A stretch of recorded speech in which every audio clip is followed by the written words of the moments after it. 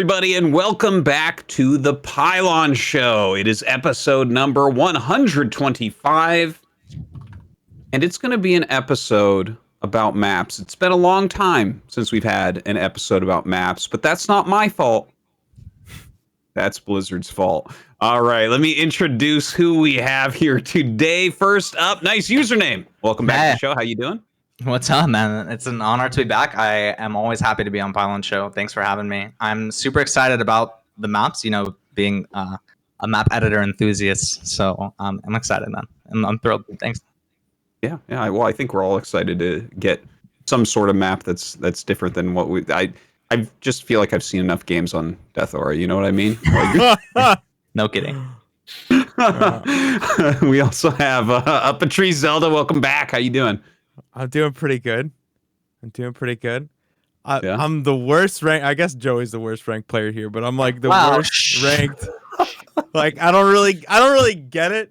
But like I played the maps, I've lost all my units on the maps, so I have an opinion. But I don't know if it's a very good opinion or if it means anything. So good luck chat, and don't maul too hard, okay? All right. Well, that's what we want to hear. Astrea, welcome back to the show. How you doing? What's up? I'm doing well right now. Just chilling in San Diego. Yeah. Okay. Well, welcome playing back StarCraft, playing some chess, and I want to go back to Korea eventually, but I'm still waiting to get vaccinated and stuff like that. Well, if you get vaccinated and come back, I'm going to be really jealous because we're not going to get ours until like November, it looks like. Oh wow. Okay. Oof. Yeah, but you said you're playing chess. Why aren't you playing any games against me, man? Did all the pros get tired of wiping the floor with my sorry ass? Like, I'll play you anytime, Artosis, anytime. Okay. I'll send the challenge after the show. Oh, you're a chess player? What's your rating? On chess.com right now, I'm close to 2,000 rapid. Nice. But I don't have Which one's rapid? Which one's rapid? It's like 10 minutes or longer. Oh, yeah. 10 minutes? 10 minutes, yeah. I like 10 minutes. That's so what are you rated, Artie? I'm like 1,500 on 10-minute games. Nice. But like I've played all the StarCraft people that play, and like Scarlet, Astrea, and Laser are like fucking pros. It's insane. It is crazy how strong they are. Like I don't think I've ever beaten Astrea. I think I beat Scarlet like once. It's a Laser maybe one time. I don't know. Anyways, this isn't a chess show. It's a StarCraft show. Let's keep going. Chess never gets new maps. ViBE. How you doing, man? Welcome back. Yeah, doing pretty good. Always happy to be on the Pylon Show, and looking forward to having a discussion with the boys. All right, excellent. So, we're talking about the new maps. We do have 3 new maps, and well, first off, like how long ago should we have gotten new maps? Because we got new maps 8 days ago, right? So when should we have gotten it? No, it should have been Katowice. Right before that, we had a season roll. And they didn't update it, and everyone and most people were like, "Well, yeah, of course, because Katowice is literally like in 2 weeks, And then after Katowice, we just sort of chilled. Yeah, wait, hold up. I want to back up again. So everyone was expecting maps before Katowice. Why was that? Would the season end or something? Because season rolled. Yeah, right before. So season ends, and we usually get new maps, and there's just nothing, right? Nothing. No word. Just nothing. Like, nothing. Just radio silence. And then but we all assumed like, okay, obviously the tournament's right there. So like, you don't want to roll the maps right before that. Doesn't make any sense. Yeah. But that's never stopped them in the past. All right. We've had patches come out like on the day of the GSL finals and shit, right? Like when they really cared, like they put it out no matter what. So maybe the intern at Blizzard learned, and they were like, okay, we're not going to release it on the day where the tournament happens. It's like it's a bad idea. Wait, so keep going. I just want to get the timeline. So there's no season rolls, no maps. Katowice comes around, and then it ends. This thing, man, and then still no maps, right? Yeah. And then the season rolled. This one. nothing, no new maps. And the collective heads of the entire SC community exploded, like all over their monitors. It's just, oh man, it But was for good hell, reason, dude. hell. For Oh, good of reason. course, Yeah. of course. So, It was just an explosion. It was so bad that Apollo came out and was like, guys, it's gonna be okay. All right. yeah. If I lied to you before. So what the hell though? Because yeah, what the hell happened? Like, it's so mysterious, right? Because like Apollo just came out of nowhere and he's like, guys, we have the maps, we got the save, it's here. But doesn't it feel like such a mystery still? Like, what is Blizzard doing? Does it feel, to me it feels like it just feels worse than ever, like in terms of they're just so, like, they're really not there now. Like, they fired all their staff and there's just nobody. I don't know what's going on. Yeah. Well, once upon a time, I knew so many people that work at Blizzard. I think I know 2 people or 3 people that work at Blizzard, and I don't know anyone. Is there a StarCraft team? I I don't even know if there's a StarCraft team anymore. Like, what? Yeah. So there was the job posting. You see that? They have like an all-purpose software and job posting type thing for StarCraft related stuff. Yeah. I don't know if you saw that. So what I think is happening, this is my personal belief. My personal belief is that they're transitioning StarCraft to a legacy game, and they're probably going to rebuild the team small, and then just to handle the, patches, bug fixes, whatever. I mean, that is interesting. That's interesting to see they're hiring specifically for anything StarCraft related at all. That is, that's strange considering what we just talked about, how they seem to not care more than ever. Well, they lost all their talent. Like, that was why they called it, right? Isn't that, we're all of the same opinion on that, right? What? Like, they called the reason that they came out with that post saying like we're pretty much done is because the entire team that I understand, like, they left for Frost Giant.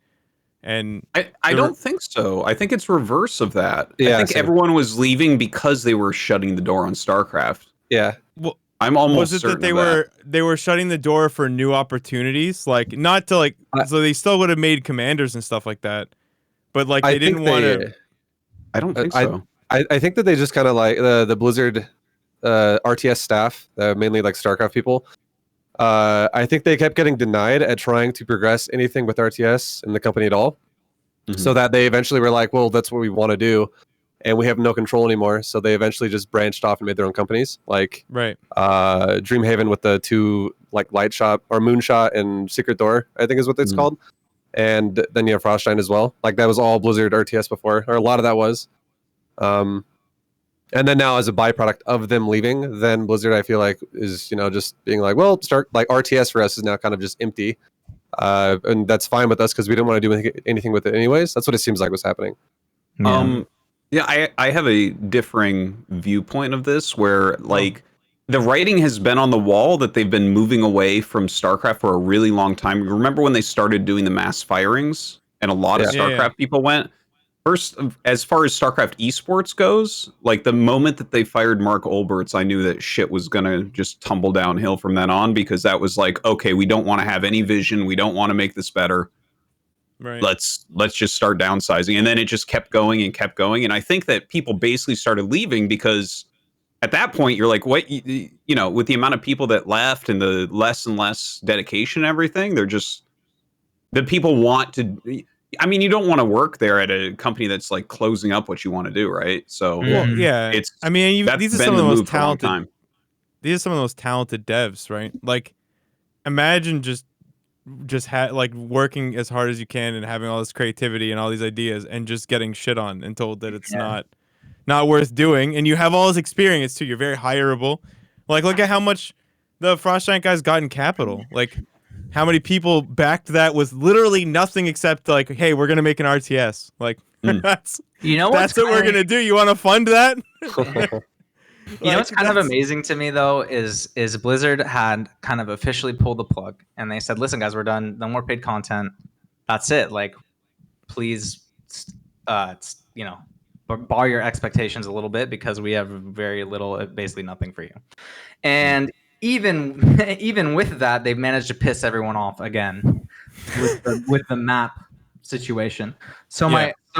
my question is like, what happened between their statement, which was like, guys, we are going to give this game some basic life support, which I think included something about maps, right? Like I should probably pull up their And original patches, statement. like possible I'm patches. pretty sure their SC2 is no longer getting paid content posts. Included No. something about, hey, we're gonna release maps, we're gonna be there, but not really in terms of releases, no commanders, etc. And that was sad enough, right? Like that was a lot of people were really sad, again, rightfully so. But like they managed to make everyone upset again by just doing nothing, by like being completely apathetic towards basically the 1v1 crowd and just not saying it's like they still kind of haven't said much in terms of like, hey, we're handing this to ESL. They didn't even ESL said that, but Blizzard hasn't. Blizzard's just like, yeah, here are the new maps, just like business as usual. Pretending it's almost like they're pretending that nothing's different. It just seems so. Doesn't it seem strange? Because I feel like if it didn't seem so odd, people wouldn't be upset. But there was a lot of posts saying like, "What the hell, man?" I have a question real quick for Dan. Do they ever update the Brood War map pool ever at this point? Yeah. They Yeah, do? but I think Brood War is run by the Korean office. Okay. I'm fairly certain now. Like all the guys that I knew in the main office that worked on Brood War got moved to different teams or left the company. I think I heard that basically upkeep of the servers and upkeep of everything, I think, is in Korea. So it's actually, the game is still big out here and has like a lot of people playing in leagues and stuff. So I think that that's probably why we still have updates Sure. and stuff there. Because our season rolls, we get our map pool gets freshened up by like 3 maps every time. Sure, No cool. problem. Do you guys know if the Warcraft 3 map pool ever gets updated? Because I feel like that, you know, Does like it I not, just feel like doesn't it not have a functioning It ladder? hasn't been updated since 2003 or so. yeah. So like I mean I wouldn't actively say that with confidence because I don't actually know, but I mean I would believe it because it feels like that. And I feel like that's the road StarCraft 2 is just going down. Is it's just going? It's like shifting into that category where it's just going to be like a classic game that just is what it is forever. So this is my question. There's no, like, I doubt it because as long as they have a contract with ESL, because what are the odds that ESL signed a contract with no, like, you know, required upkeep from Blizzard's end? Sure. Imagine if you sign for this game, you spend however much money they spent on it, and you're like, and then they're just gonna stop updating it. Like if the servers like stop working, there's no LAN, you're just screwed. So like they have to have some. I imagine that they're definitely gonna have some small team doing the same thing that that they're doing for Brood War, and that's it. And what we're probably in right now, my guess is, especially if you look at the way that Blizzard has always kind of been like a gigantic monolithic thing whenever they need to do anything. Like look at all the QA they have to do for maps. So you have a map maker makes the map maker tests the map, happy with the map, QA ruins the map maker tries to fix the map, QA, like you have this whole thing because they have this huge process they have to go through. So I imagine that we're actually stuck right now in the transition period between StarCraft 2 as like a mainline game and a legacy game, and the legacy game will have, you know, the updates that we're looking for, even if it's just slight balance tweaks and some map pool. That's my guess, especially considering that hiring post and the fact that the season did roll and Apollo doesn't seem to be sweating. He's like, don't worry, guys. It's all going to be okay. All right. And if Apollo was sitting there being like, listen, all right, relax, child. I'm going to relax because I trust him. Okay. I believe. I trust Apollo too. I don't know. It seems like he's got to make Blizzard do the things, and Yeah. I do worry because like, are we going to, like, with how late the maps are and everything, are we going to get any more balance patches? Like StarCraft 2 is a game that does need occasional balance patches. Like absolutely. Like the longer we're on the same patch, the more, you know, shit becomes broken eventually, and you need to mix that up a little bit. So I'm a bit nervous about that personally. I'm very curious. I'm very curious if they, like, Blizzard has never been the company to hand over control of anything. But I wouldn't be surprised if this is this isn't the same Blizzard. So maybe this is the time we actually see them be like, okay, you guys can handle. Well, they You handed guys can control decide the over maps. of the Yeah, Warcraft kind of 3 remaster. hand it over. Because, like from what I've heard, ESL's happy with StarCraft's performance. Like they're like, hey, this game's doing well, right? So they're not ready to throw it out. At least from what I've heard. So I wouldn't be surprised if they kind of work out a deal where they can, say, hey, let's tweak this, and yeah, I don't know. That's probably what's gonna happen. Yeah, I just wanted to say, like, I don't know. I feel like I'm like being so negative about Blizzard, and it's hard not to be right now because this whole thing just feels like a little mishandled. Like if we just had such a really simple statement from Blizzard that said, hey, we're actually just working with ESL, we need a little more time. That's it. Like, but that's it could have been don't you feel like all this like panic could have been kind of avoided, man? Because the maps came out. You know what I'm saying? absolutely. Yeah. Like, Absolutely, everything's actually okay right now. Joe, the intern's already working 12 hours a day, man. Like he doesn't have time. He can't type out a community post. So I don't know. I just wanted to say, like, I as much as Blizzard, it seems like they're doing a bad job here. Like, I still have hope for that they could just put out a basic statement and say, hey, you know what, we are working on stuff and like we are alive. I feel like that would just go a long way. And I know they are. Like, I know there's someone there doing it, or else this would never happen. So yeah, I'm just curious. And like, as much as people are really doom and gloom right now, I have this maybe ignorant and naive, but I have like a small glimmer of light inside for maybe stuff from Blizzard or whatever. That's it. That's all I got to say. Okay. Any other thoughts on the state of Blizzard right now before we jump into maps, guys? I think my only thought about all this is that I think you guys have already said this, but we really don't need much. We just need new maps every season and a very occasional balance patch, and I think that's all, and I'd be happy. Yeah, that's it. It's just those two things do need to happen. Yeah, for sure. Yeah. So yeah, when the maps don't come out on time and stuff, it's I'm really like, scary, man. People freaked out. People freaked out because like the alternative, like the idea of that not happening is kind of shitty. Yeah. Well, I mean, that's how you actually truly kill a game, is like no new maps and never balance patch again, and eventually it's like, okay, well, this is game number 15,000 on Death Aura now, and like I just can't I can't stomach any more of this. It needs to be, reskin it at least. God, please.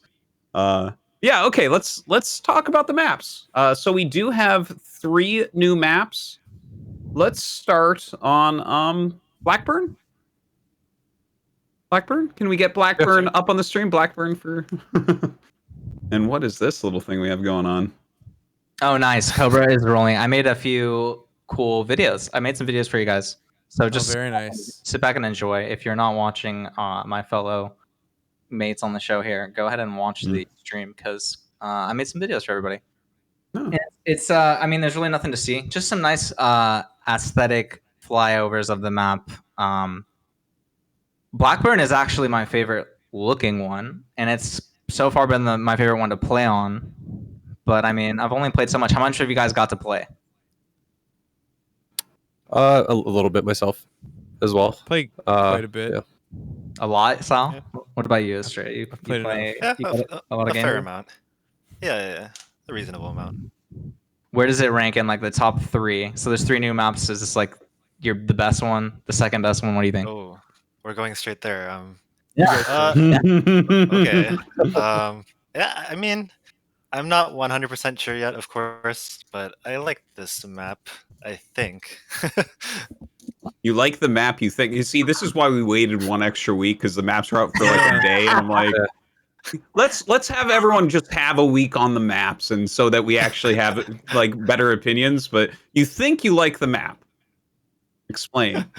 What are we still on the fence about, Astrea, as far as this map goes? Well, I mean, there's quite a few unique things about this map, right? There's not many maps get released that are vertical like this, where the bases are like bottom left and bottom right, or top left, top right, or something like that. So what was the last one? Do you remember? Golden it Wall. was either Stasis or Zen, right? Golden Wall, Or yeah, Golden Wall, Golden yeah, Wall, Golden Wall. Stasis. I think this before this that, map reminds me of Newkirk. Golden Wall. Newkirk was here for a Newkirk bit. Oh was yeah. the most vertical. That was map the ever most, made. probably the most popular one, or like longest running one. There was Yeah. also Year Zero. Yeah, Year Zero. Year Zero was a good map. I like that map. Yeah, that was a cool map. I like vertical maps, and to be honest, this is right now. It's early, but this is my favorite one so far. I think this is the coolest one. I like the way the games I've seen and the games I played are going. Like, yeah. So this one is my favorite. Because it's cool, and like the games, I like vertical is a good point, but also I like just the it's very like cliffy. I don't know how else to put it. There's lots of places to sort of get up on the high ground and just control the low ground. I like how many spots you can get up on the ledge. I will say the. Yeah, go ahead. Oh, you go. It's all good. No worries. The map's pretty wide open in a lot of spots, and of course we have to point out that there's a gold base, which I don't remember. Is Golden Wall the last map with the gold base? I think so. Yeah, no, it is for sure it is. And it's not as hard a gold base to get as Golden Wall either. Like Zerg could take that probably reasonably quickly. That's a good point. That gold base always people do wacky strats when there's a gold base on the map. Like people will just take it and make it work. Especially, I feel like I've seen you do that, Astrea. Some kind of crazy build. Yeah, I think Bly's been farming the ladder with it. Yeah, I mean that's good to point out. I kind of forgot about that base. Almost always brings something interesting. You can also mine. Actually, no. It looks like the gas is only on one side, but kind of similar to Golden Wall. Like you can attack the minerals from the backside. Yeah, I feel like Is maps like this. there a hole in those patches actually on the gold? No, it's a wall. No. I'm pretty sure. solid okay. wall. Yeah. I think maps like this, they always they always encourage just like cheesy play, weird play, and it's very awkward. And normally, I'll talk about it from like a Zerg's perspective. Normally, it would be a map that could kind of be annoying to play, unless you're going to cheese as well. But the one thing about this map that is actually pretty good, at least for Zerg, is that even though it will probably be an awkward map to play a lot of the time, if you actually move your Overlord just around the speed zone, you get a scout in around the ramp of your opponent's natural about like 25 to 30 seconds faster than on a normal map. So you see everything so much faster about like cheese and stuff like that. So I don't know. As a Zerg, I think this map is going to be like super good because if you want to play standard, you'll see cheese really early without having a drone scout. And if you want to cheese as well, you have so many options. All right, so I guess that's me. Okay, this map and maps like it, and I do not get along, and that I don't understand how this map is supposed to work. Okay, and it's the same thing with Golden Wall. Like Golden Wall, I vetoed it because I looked at it and I was like, this map and we're not gonna have a good working relationship. There's just too many variables, and Protoss exists, so like I'm just going to not play that map, and I didn't. But this map's different. It's not as ridiculous. I do like that the slow zones basically make it impossible to get drops in because as soon as your drop comes in, it dies to like one turret because it has to slow down to not moving. I like that. And 8 Raxing Zergs on this map is a good time. Because basically what you do is you take the triangle third and then you put 3 barracks there right beside it, and then you just rally to your opponent's triangle third and you slowly fight for creep, and then you just take all your units and you put them on the high ground, and then you win the game. And it's great. And versus Protoss, I can't take my third, so I know exactly how the Zergs feel. Yeah. That's basically that's how like TVT seems interesting. Like this map just seems like a very interesting one. Like there's so many ways to go about it. The speed zones actually make it really hard to move through if you're fighting over it. So it's like kind of like you can't go through there, but if you're the one through it first, like it doesn't affect you at all. So it's kind of very interesting in how it really favors the aggressor in that way. Yeah, I like the idea of this map. I just don't understand it, and it'll take like watching some pros who actually know what they're doing to sort of like go off of to figure it out because I'm just terrible at it.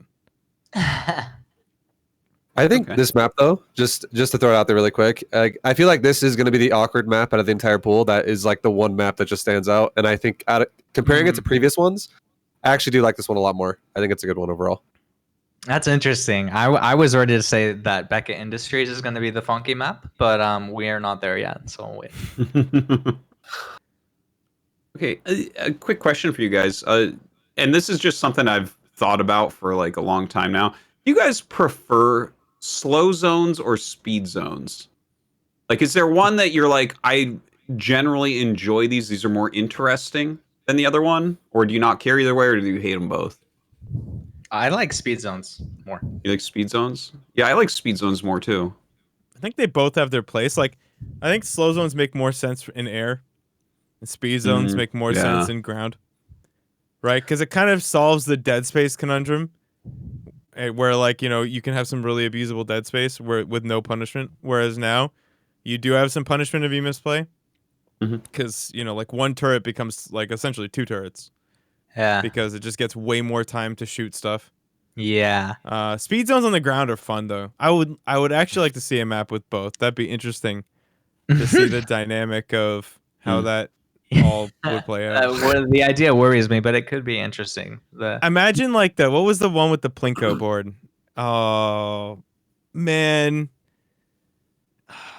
It was pink. Like it was like neon everywhere. Neon Violet Square. That was the name of it. Yeah, and it had in that area where you had speed and slow zones. So like you would try to micro like into the speed zones and get your opponent to go through the slow zone. That map had that was the only map to have like a sort of grid pattern where your units would pile in a grid shape. That was an interesting idea. I think that'd be fun. I love that map. Yeah, that was a great map. Neon Violet Square was a personal favorite of mine. What was I gonna say, dude? There's one more thing about Blackburn I wanted to bring up, but it's gone now. So I guess it'll come back to you. It'll come back to you. ViBE Astrea, what do you think as far as speed zones versus slow zones? As far as slow zones and like ground units, I mean, it just from a playing point of view, it just feels weird having your units like go so slow when you don't expect them to. Like, yeah, like, I don't like the oh, come on. Get there already. It's taking so long. What's happening? Yeah. That's why I said I prefer the speed zones, because like when I drag my units through the slow zone, it feels bad. And I'm like, ew, my units feel gross. They're not responding as much. And then when I put my units in the speed zone, it feels good. I'm like, oh shit, I can throw my Hellions and catch these whatever units he has on the other side. Like maybe. It just the speed zone, I would get a feeling of excitement, like, oh shit, maybe I can catch something I couldn't. Whereas the slow zone, it just feels like, ew, I shouldn't have walked through there. I think speed zones are actually more microable, right? Because like if I have Hellions and I'm about to be surrounded by a bunch of Zerglings, if I go into a slow zone, I die 100%. And if I stay where I'm at, I die 100%. But if I can get into a speed zone, I can get far enough to actually get like a volley or two off, and maybe I don't die. So like it opens up micro opportunities where I think slow zones offer nothing in that way. They just ensure you're dead. I think about it in terms of like what strategy you're going to go for, and what based on that kind of dictates what I think you prefer. And I think a speed zone is going to prefer people who play aggressive, like people who are going to do with timing. People are going to just constantly pile on aggression in general. And I think if you're going to play turtle style, you're going to honestly, I would prefer a slow zone. And the reason why is because if I'm going to like slow crawl somebody with a death ball, and I can literally siege them or pull them or do something to make them have to engage me near a slow zone, and if I pull them through that, it is way more advantageous to you. So I think if you just play to the map and whatever terrain you're going to work with and whatever style you want to go for, that's really my opinion of it. I'm honestly kind of indifferent about either one of them. I just think that if I'm going to play aggressive, I'm going to not prefer slow zones then, and vice versa. Same thing for the other side. I do want to point out, I don't know if you guys have seen the new GSL Nautilus map. We're not going to be talking about that one tonight, really, but I liked the way that they used it because it's a 4-player map, which we don't really get anymore, but they use the speed zones to make cross spawns closer, which I thought was kind of a cool idea, a cool take on the utilizing those. Okay. That sounds cool, yeah. The GSL map looks sick. Just want to throw it in there. We've had good games on it so far. It's kind of interesting just to have a 4-player map, after so long. And it's actually not getting vetoed as much as the extra GSL map generally does. All right, so Blackburn, thumbs up, thumbs down for your race. Go ahead, let's start with you. Sorry, did you say start with me? I was saying, Joey, start with you. I mean, I first of all, I'm not a terrific player. Chad's actually giving me shit about my rank right now. I'm only diamond right now, and my peak was like master. If I get masters, I'm very proud of myself. So that should give you an idea of where my rank is. And yeah, so anyway, I like this map as a Terran player. Play Terran and Protoss about equally. I'm not a Zerg player. Zergs are gross little bugs. So I think this is the map I like. I like it as T. I like it as P. I have zero complaints about this map so far. I have a lot more for a different map. Okay. ViBE, go ahead. What do you think overall Zerg on this map? What's your feeling? I like it. Compared to like other like I said before, compared to other maps that are vertical like this, where it's just a different scenario. I think that scout that you can get in the opponent's base like a full 30 seconds faster than you normally would is ridiculously overpowered for this map for Zerg, and it's going to give you so much information. So I think the chances of Zerg feeling comfortable here are very high, and it gives you a range as well, because if you want to as a Zerg player, you can just be cheesy yourself. So I think it's really good. Okay. Astrea, what do you think for Protoss? Yeah, I kind of think it's a good Zerg map as far as ZVP, just because of how wide open it is, and the Zerg is going to get I'm pretty sure the Zerg can get the gold base as their fourth base without much problem. That should be good for them. And another thing we didn't point out yet, which I'm not sure is relevant, is that the main base is just huge on this map. It's kind of weird. Oh yeah, it's so nice. This is in your base. That's true. But it's as so far nice as to have room to build. It is massive. I'm looking at it right now. It's good. It's really huge. And So there's I think lots you fit of room two to Death Aura drop. mains in that main. Yeah. That's That true. main. Yeah. I feel like when you have that big base, it's easier for Terran to like sneak a drop in and just kind of sit on the, like unload it on the side and run in if the other player's not ready. Yeah. It's good. Yeah, the big mains are really good for Terran for drops, but I guess the slow zones kind of balance it out, so it's not too big a deal. For sure. One kind of side complaint I have is that it's really hard to wall off the Reaper spots on a lot of the new maps, but just talking about this one in particular, if you want to wall off the Reaper, which I almost always like to do if I can, you have to build your buildings all the way to the bottom left, which is just so weird. It doesn't feel because it's good also so big. player. Man, Yeah. that sucks, doesn't it? Isn't that so yeah. bad? Oh, you can't deny every scout? Oh, no. Oh, that's just... yeah. That's just so tragic. All right, that's I really enough. appreciate That's enough. I appreciate the sympathy. Thank you. Yeah. I really feel for you, buddy. Oh, boy. So are these positive things, negative things, Astrea, overall for Protoss? So- What do you think? I think I'll enjoy playing the map, but I don't think it's necessarily good for Protoss, is what I'll say. Oh, Versus okay. Zerg, I think versus Terran it might be okay. Versus Zerg, I think Zerg should be a little favored. Yeah, I feel that way about any map where you can actually take the gold base. I think becomes Zerg favored in PvC. I think that's a pretty standard thing that everyone could agree to at this point. Okay, and UpATree, what do you think about this map for Terran overall? So I really want to say that I am not sure. But I can't be that guy. So I say it's probably all right for Terran. I think it's going to be okay. It's very nice to be able to scout, but you can't. So the interesting about this map is that, as I learned very painfully with my Reaper, is that even though you can wall off the back, you'd think that there are 3 places to jump up on this map, but there's actually only 2. The back, and then by the ramp on the side closest to the triangle third. You can't actually jump up on the entire other side.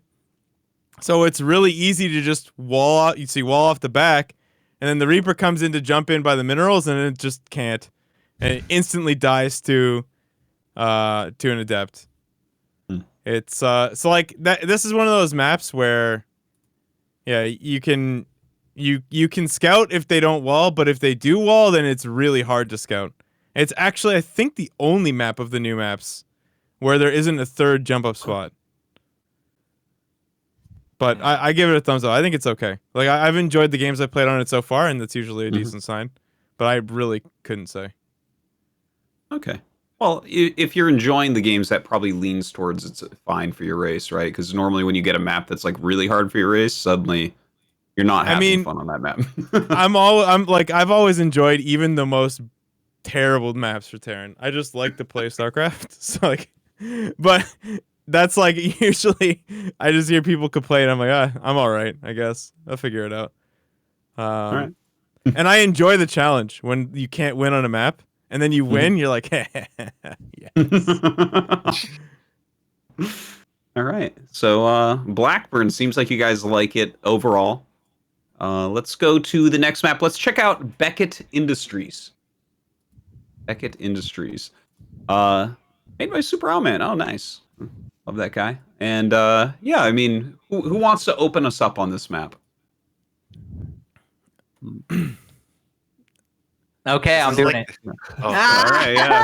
Max, I thought you had something negative to say here. I wanted you to jump on it. Come on. I was waiting so long, and then Max went. But I feel like I've been talking long. Max, please, what were you gonna say?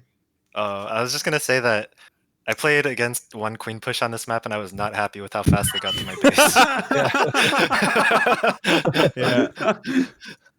Yeah, I had similar comments. I played not very well games on this map, but I played a few and they sucked. Like I died and like it just felt bad. Like I got rushed. The map feels small, and it feels unusual. I don't know how else to put it, and it just like doesn't feel like a standard map to me.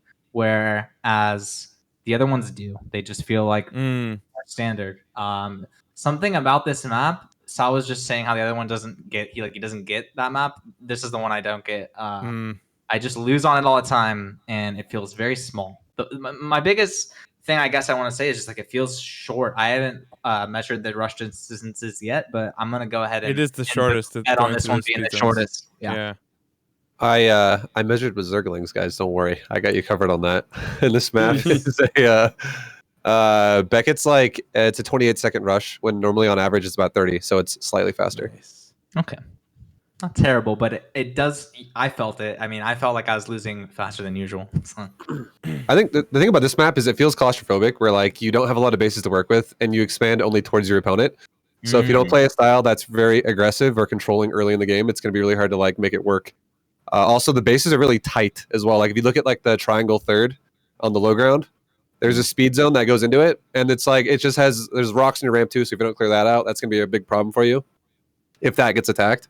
But it's very tight areas all over the place. Yeah, I don't know. At this map, I feel like you just need to play a style that has control, not a style that gives control away. Okay, so my prediction for this map is that this is going to be one of the most broken Terran maps for TVZ that you've literally ever seen. It may take a while because there's a lot of quirks, but let me run through the plethora of things that are good for Terran here. So the one Reaper jump up is unwallable. Okay, that's great. There are 3 places to jump up with your Reaper. You can wall that top part, like by where the third is, where it's tight with with 1 bunker and 2 depots. You can wall the speed zone bubble with a single bunker. And you can basically have free like 4 bases for free, and you can hit the triangle base from across the way with a tank. So if your opponent takes a triangle base, you expand vertically, you wall off where the rocks are, and you just push to across the chasm, and you put 1 tank there, and that's it. They can't do anything. You just slowly shell away for infinity. It's like. Again, this is one of those maps where there's going to be a lot of moments, especially because the middle is like very open, especially with the speed zones. It can feel like you can die really quickly. So you may see it may take a while before Terrans like figure out how to like truly perfect an 8 Rex or like something on this map, so that they always end up wherever your like 4th is. But it is going to be so good in TVZ. I'm not really like there are so many things with this map. That just felt like Terrence complained for a long time, and Superhuman made this map, and I'm pretty sure he was just like, you know what? All right, fine. You guys get 1, okay? You get 1 map. Every Zerg is gonna veto. All right, you guys figure it out. and it'll be great. Dude, this app is amazing for, because like even if you take the vertical fourth, right? Like I thought the vertical fourth would be the worst. Mhm. So if you take the vertical fourth, there's the ledge you can sit on. So like you can literally clear the creep to the spot that's super broken from the high ground. Like it's fantastic. Like you don't even have to go down to do anything. You know, you just have to chill on the high ground and just clear the creep from way up there and far away from everything. It's amazing. TVP, I don't know. You get 4 base and then you decide how it goes. Like later on, I think that's how. Yeah. I am starting to see the classic S shape in the middle a little bit. It's sort of a busted up one, but the Super Omen maps are. Yeah. His maps have a lot of S shape centers.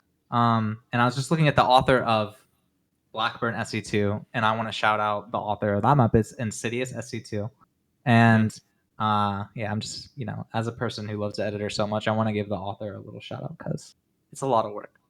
And then who made Beckett Industries? I'm about to go check. Beckett? Yeah. Beckett's Super Omen. Oh, that's what we were just talking about. So Yeah. what's the name of the it's 2000 Atmospheres. Atmospheres made by 2000. Music 246. Oh yeah. So two of our maps that are new are from both the Music and Super Omen are like these guys have made a ton of maps. You've played on them before, and they're really like you should know. I expect good maps out of these guys because they're good. I just know they're good. That's all. Yeah. Insidious SE2 is a little bit of a newer name to me, but I actually like that map the most so far. So yeah. All right. That's good shout outs. They definitely deserve it.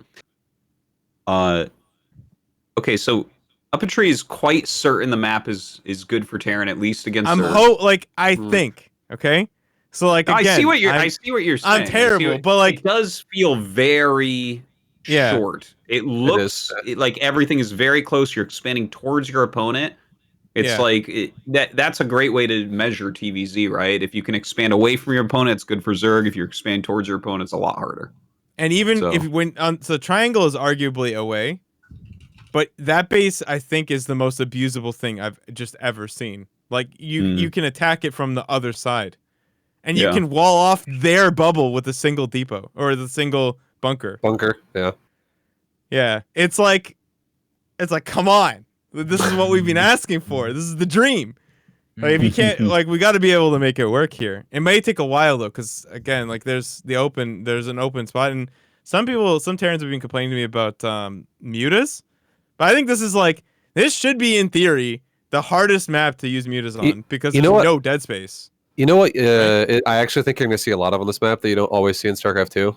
Is going to be nukes, literally. I think I'm not even kidding. I think Terrans are going to. I actually agree with Sal when he says that this is a Terran map because I think Terrans are going to. It's so small and it's not going to be about like rushing and killing Zerg. I think it's going to be about preventing Zerg from ever expanding. And then whenever you want to set something up, you can literally set up a siege on a different side of the cliff, so the Zerg has to like take damage to just engage you. And then they're just going to nuke you repeatedly until you die. And they're just going to push you and like just deny you and eventually starve out and you just lose the game. I think this map is, definitely going to be probably the biggest veto for Zerg. Mainly because of Terran. Yeah, I'm also feeling that this one's going to be like the odd one out, but we'll see. Those little lava lines or whatever they are that carve up the map, I can definitely see nukes going over there. I can definitely see siege tanks sieged up there. That's, I can imagine, yeah. What about the Protoss side of things, Astrea? I was thinking most of the things that Sal was saying apply to Protoss as well. The tanks are just going to be super good on this map versus all races. Yeah, and this is another map where you can't wall the Reaper off, which makes me a little sad. Yeah, that's so tragic. God, that's the worst. Oh my God, that's man. Listen, it really is. Normally, I'm down for the Protoss is too strong against Terran memes, but Bunny beat my boy stats, man. So let's wall those Reapers out. Dan, I said it was tragic. Didn't I seem very sincere and genuine and authentic? Definitely, that's the feeling I horrible. Had. There's never been a sarcastic Terran. But did he win with the Thor? Does it count if he won with a Thor? Did he win with a Thor? Sick. That was a sick build. Yeah, that build is dirty. I liked That it. build's pretty brutal. I'm a fan of that build. Yeah. Do you know what the best part about that build is? It looks identical to doing a cloak mine drop. So like Well, you just it was the cloaked mine drop. Yeah, is the thing. but there's even more way. Like you can do an expand and they do a cloak mine drop. It looks identical. Like the Protoss just can't know. So they're just if you see that wall off as a Protoss, you're like, okay. Like there's a lot of builds you can die to. Yeah, actually, and I know this is an aside, but now every time I see a cloaked mine drop, I'm like, oh, I hope they go for the Thor, and then they just never do. But yeah, okay. So back to Beckett Industries. Okay, so tank's strong, but what about PVZ on this map? PVZ, I'm not quite sure about because the map is quite choky, which is good for Protoss. But it seems like the bigger maps are favoring Protoss these days rather than the smaller maps versus Zerg.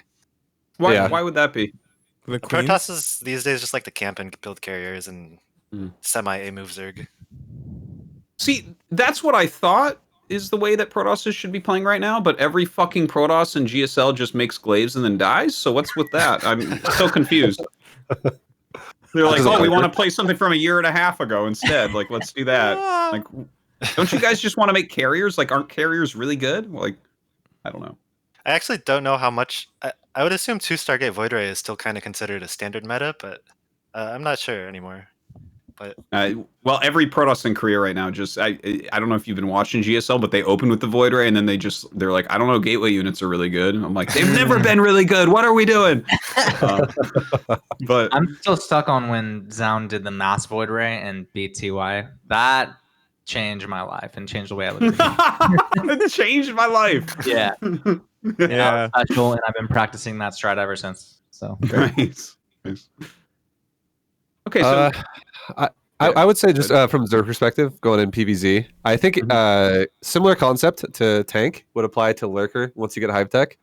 And the thing about that would be super good is that Lurkers, I'm 100% positive Lurkers can shoot up and down cliffs, and I'm like 99% positive that Lurkers can shoot through open gaps, like in the middle of the map near the speed zone.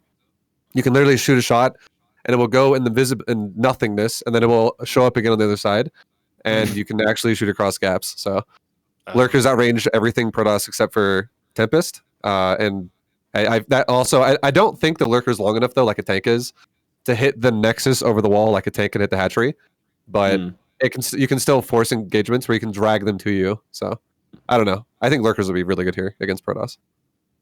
Are the spikes going to show up coming out of the lava or no? Because I haven't seen that. I don't think so. Ever happen. I don't think so. You don't think so? No. Yeah. If there was like an empty cliff, they just won't be there yet. Yeah, I think it'll be like a half second of invisibility, and then suddenly it just appears on the other side. Yeah, exactly. They'll just show up on the other side. Like there is a floor where on the map, like where you're playing, where the SC2 engine kind of has everything up high. That's how you get these sort of like sunken valleys where the lava is sitting. Yeah, so like if there was a spike, it would show up way on the bottom floor where you can't really see it. Okay. I'm expecting like so many queen pushes, and if not queen pushes, maybe some like maybe some Roach Swarmhost would probably be good on this map also. Oh yeah, that would be good here actually. Look at that. Oh man. Damn, it's sad to know that this map's going to get vetoed so much because now you guys have given. I'm like, oh yeah, I love watching abuse. Okay, let's see it, but I don't think It we're might gonna not, see too many. but No, because Oxide. Well, the thing is that Oxide seems to be a cheeky veto from a lot of Zergs. Like I think Rainer's. I think I can quote Rainer as saying, "I'm never playing this shit map ever again." So I think he said that. That might be a direct quote. it sounds like something he would say. Yeah, that sounds like something he'd say. And so there's a couple maps. Maybe this will end up in there. It's possible because Terrans will want to play it eventually. At least I think that's how it's going to be. I could be wrong. Okay. I think this is a automatic veto versus Terran for Protoss as well. Yeah. We'll see. Okay. So any more thoughts on Beckett Industries before our thumbs up, thumbs down? Not really, but it is the one I expect to be like the most vetoed, the most just like the odd one out again, sort of like the oddball map. But I might be wrong. But I think it is so far. I think it'll be like our new submarine where I think it's gonna replace like submarine too. Yeah. Yeah. Where I think it'll be submarine. Oh my god, they didn't veto that. Sick. It'll be played say- more than submarine, but it won't be. Yeah, it won't be played as that much. I don't think. The only thing I could say about this map that kind of redeems it, like for people who aren't in the the all-in aggressive territory, would be that the airspace behind the main is not super big though. So you can't. There's like it's really going to be a full frontal like ground type map. It's not going to be so much about air abuse. Which is actually something our next map has, which is like a massively open airspace that is very abusable. So that's good. It makes it less annoying. But yeah, if you don't like dealing with massive pushes in your face repeatedly every 7 minutes in the game, then you won't like this map. All right. So thumbs up, thumbs down. Let's see. Sal, let's start with you. Good Thanks, map, bad map. Superhuman. I appreciate it. Yeah, I saw that coming. Yeah. All right. Nice username. Good map or bad map?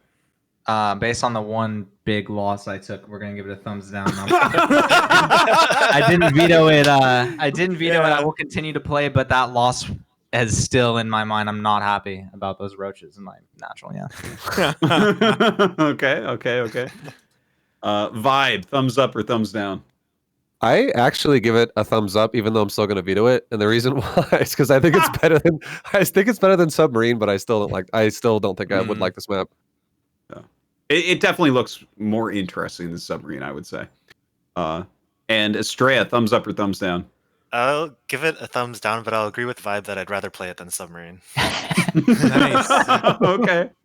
Excellent. Also, Nice. I have a kind of a side comment. Is what do you guys think about the aesthetic of the map so far? Because that's something we haven't talked about yet. Just how they look. Oh yeah, that's a kinda like good 'em. question.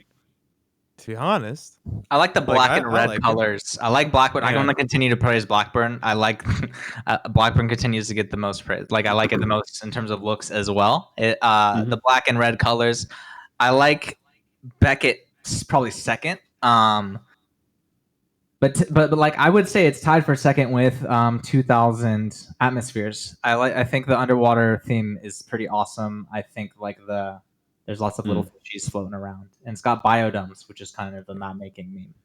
Biodomes are everywhere in every map. So I don't know. I think Blackburn's the coolest aesthetically, and then the other two are like a close second. Okay. Yeah, What about you? I like the tile sets as well. Honestly, I like darker tile sets and maps generally. Yes. Yeah. I don't know. Maybe it's because I'm older, but I feel like whenever I play really bright tile sets, I always get headaches after playing this game for a long time. I'm just like, I want to like turn the brightness of the screen down because I just can't take it after a while. So have I'm you always a tried big fan of Blackburn darker on tile. low? Have I tried it on low brightness? On low settings. Oh no, I never. This is played on low another settings. one of those like somebody just turned the lights out if you're playing on low. Okay. Yeah. Like you have to crank the gamma. It's actually ridiculous. That's funny. Like, and I play on medium, and so then I was like playing off stream. I was playing on low, and I was like, holy crap! Like you can't see anything. It is dark in here. Yeah. Oh my god! Again. I might change my mind if I played on low. And I've not played on low like since 2010. No, though. medium is nice and Yeah. bright, and the reds pop. It looks fantastic, and then you get to low, and you're like, it was clearly not designed here. Yeah. Not at all what this person wanted. Honestly, I pride myself on not caring about video game graphics, but StarCraft 2 on low can go fuck itself. It's like actually when I watch some of these pros on their stream and like it looks gross, and then a unit dies and just disappears. I'm like, how do you even play this ugly old game? You know that low can look pretty good if you have a good GPU because you turn up the textures and the Here we go. the details up to ultra, and all of the units look really sharp. It's like doesn't look like a muddied mess, and the textures look like they're high definition.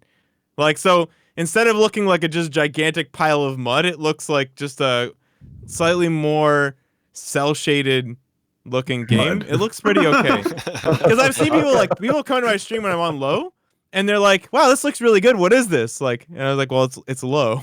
Well, But- I think we're actually touching on something kind of cool, which is that StarCraft 2 was actually meant to run on a piece of crap computer. Oh, And, toasted. Yeah. And yeah, I mean, it really has two settings, right? Like there's like 4 presets all the way up to ultra, but StarCraft 2 really has like high and low. And in the Yeah. editor, there's a high model and a low model for lots of things. So SC2 really has 2 graphics settings, good or bad, and it's a pretty big difference. Yeah. But I don't know. I do respect Blizzard's like emphasis on bad PCs, like giving them access to the game. Yeah. And part of the like issue with these like the map stuff, like the maps getting on ladder, is that we have to make sure they can run on really terrible PCs, and that's part of the challenge map makers face. That people don't really think about. So yeah, just something to throw in the conversation since you brought up the graphic settings. All right. So, the Beckett Industries, you're saying second most pretty map. I like lava, right? That's lava, isn't it? Mm. Oh, hell yeah. I agree. Big Always down agree. for lava. Big agree. I actually just like pools that have a lot of different tile sets on them, honestly, because I get Yeah. very annoyed when like this happens a lot in StarCraft 1 where like everything is space and jungle. And I'm like, where's my fucking I haven't played a snow map in years. Like, come on, just make one. But I appreciate the variety that we have here. Same. All right, let's talk about 2000 atmospheres. Bring that map up. And yeah, the underwater map. When things die on 2000 atmospheres, do they float up like a Yes. I missile? think they do. Yeah. I think they do. Love it. Yeah. Love it. It's the best Yeah, map I in the love it pool too. right there. Yeah. I am a fan of that. I loved the abyssal floating death animation. Yeah. Yeah, well, remember for the rest of my life when that one Reaper floated directly up like he was an angel brought back to heaven, man. It was a great moment. All right. 2000 atmospheres. Who wants to start us out here? What are you guys thinking about Who's this going map? first? Hmm? Who's You say you go first? Oh, I'll go No. first. That's all good. I go first. Okay. So this map, in my opinion, it's there's one thing which I'll talk about in a second, but the majority of the map is pretty standard. It's very, very, very rich. This is going to have a lot of macro games, honestly. I think this is probably going to be one of the more if you're basing it off of like standard games, it's probably going to be one of the more exciting game maps you're going to see because it's just going to have games that are going to like go the distance. There's a lot of bases. There's some cheeky, rich gas stuff you can do, but it's so exposed, and it's also by Naga Tower that I don't think it's going to be that big of a deal for like cheese purposes. It just feels impractical in my opinion for how far, because this map is pretty big, and the layout of the map overall feels good. I think it just feels pretty nice. It just feels like your classic standard map for like a good game of StarCraft 2. The only thing about this map that sucks is, well, specifically for Zerg, I don't think Protoss or Terran won't really mind this as much. But the one thing about this map is that's not going to be fun, specifically against Terran, is that the back of your main base has this massive open airspace. And if you play a Terran who decides, I'm going to go for Liberator range really fast, Oh they can just sit there and it will be an annoying problem again. So that's going to suck. It's going to be a little annoying to deal with. And if anyone else thinks about like Liberator, I think is going to be the most annoying, but at least the airspace on the side is not going to be a problem. It's just the horizontal top and bottom that is ridiculously large, and it's closer to it's also like the mineral line's close enough to be abused. So I don't know. Open airspace could be annoying, but if you just kind of like scout that and make sure that's not happening to you, or if it is, you just deal with it. Other than that, map is great. I actually think this is the best map out of the 3 for what I personally prefer to see and play as in StarCraft. I think you're dead on, man. In terms of this is like such a standard macro map. That's the vibe I get from it. Yeah. Truly though, it's the feeling. Like I've only played a couple games on this one, probably the least games I've played, but just looking at it, and the few games I have played, it's so standard, and I like that. You got to have regular maps, man. You can't have everything be new and crazy. Mhm. What do you think, Astrea? How do you like this map so far? Yeah, I think what ViBE pointed out with the airspace in the back is actually pretty annoying versus Terran. Lots of Terrans just leave a Liberator or Widowmine medevac in the back of their main. It can fly from it can fly almost anywhere to any mineral line. It's really annoying, but Yeah, you can get down to the net, right? Yeah. yeah. It's not just so you can actually like fly if you have a medevac back there. That is really annoying. Where like they disappear into the back from a drop in the main, and then it just pops out in the natural. It's like from nowhere. I hate that so much. Yeah. Oh, it's so terrible and tragic. Jeez. It feels nice to win something, you know, like just to have the dice rolled. I played too many proxy void rays, man. It's not your fault, okay? It's not your fault. It's just, I'm like 20 void rays too deep right now. I need to. This is nice to get a win. Those have been pretty popular, yeah. Oh boy. Oh man. There's another thing about this map, which is that there's the most random base I think I've ever seen. This like 4 mineral patch. Yeah, it's weird. High Vespine gas base is so weird. There's just 4 mineral patches. I feel like it's for Ravager players. That's it. Like, it's like people want gas. That is strange. I mean, when's the last time they had like a half mineral base? I don't think I've ever seen that. It's existed before. It's a lot. I think the last time they had one is the Heart of the Swarm, like a long time ago. Yeah, that's actually kind of cool. You know what? I totally missed that. I'm really glad you pointed that out because it's kind of cool. I'm curious. Like, does a rich Vespine geyser like? Does it give you the same kind of like does it make you think about all the interesting things you could do in the same way a gold base does? Because people see a gold base and like, I'm gonna build a whole strat around that. I feel like it's literally Ravagers. Like the only thing I can think of that's going to be really good for is Ravager builds because you can just all in someone with crazy amounts of gas. And everyone in your chat's saying it's a Bly build. It's like a Bly base. Yeah, it is a Bly. This is a Bly map. That's sick. Looks like Bly won the map competition. Yeah, a little bit. Gold base and then Rich Geyser. That's sick. It's also been a while since we've had a watchtower, I think. Yeah. Oh yeah, that was the craziest thing. There's like this thing that you can go to now that like gives you all this vision. I just couldn't believe it. It's been so long since I've seen it. When was the last map? Do you remember? I don't. It's been a long time. It has been a with while. With Zelnaga Watchtowers. I do not remember. Yeah. How do you feel about Watchtowers like as a gameplay mechanic? Because there was a time when people were kind of hating on Watchtowers just as a game mechanic. Like they kind of, they changed the way maps play out hugely. So what do you think? Do you think on this map it works pretty well? Yeah. Do you think we should bring them back, or do you hate Watchtowers, or are you kind of neutral?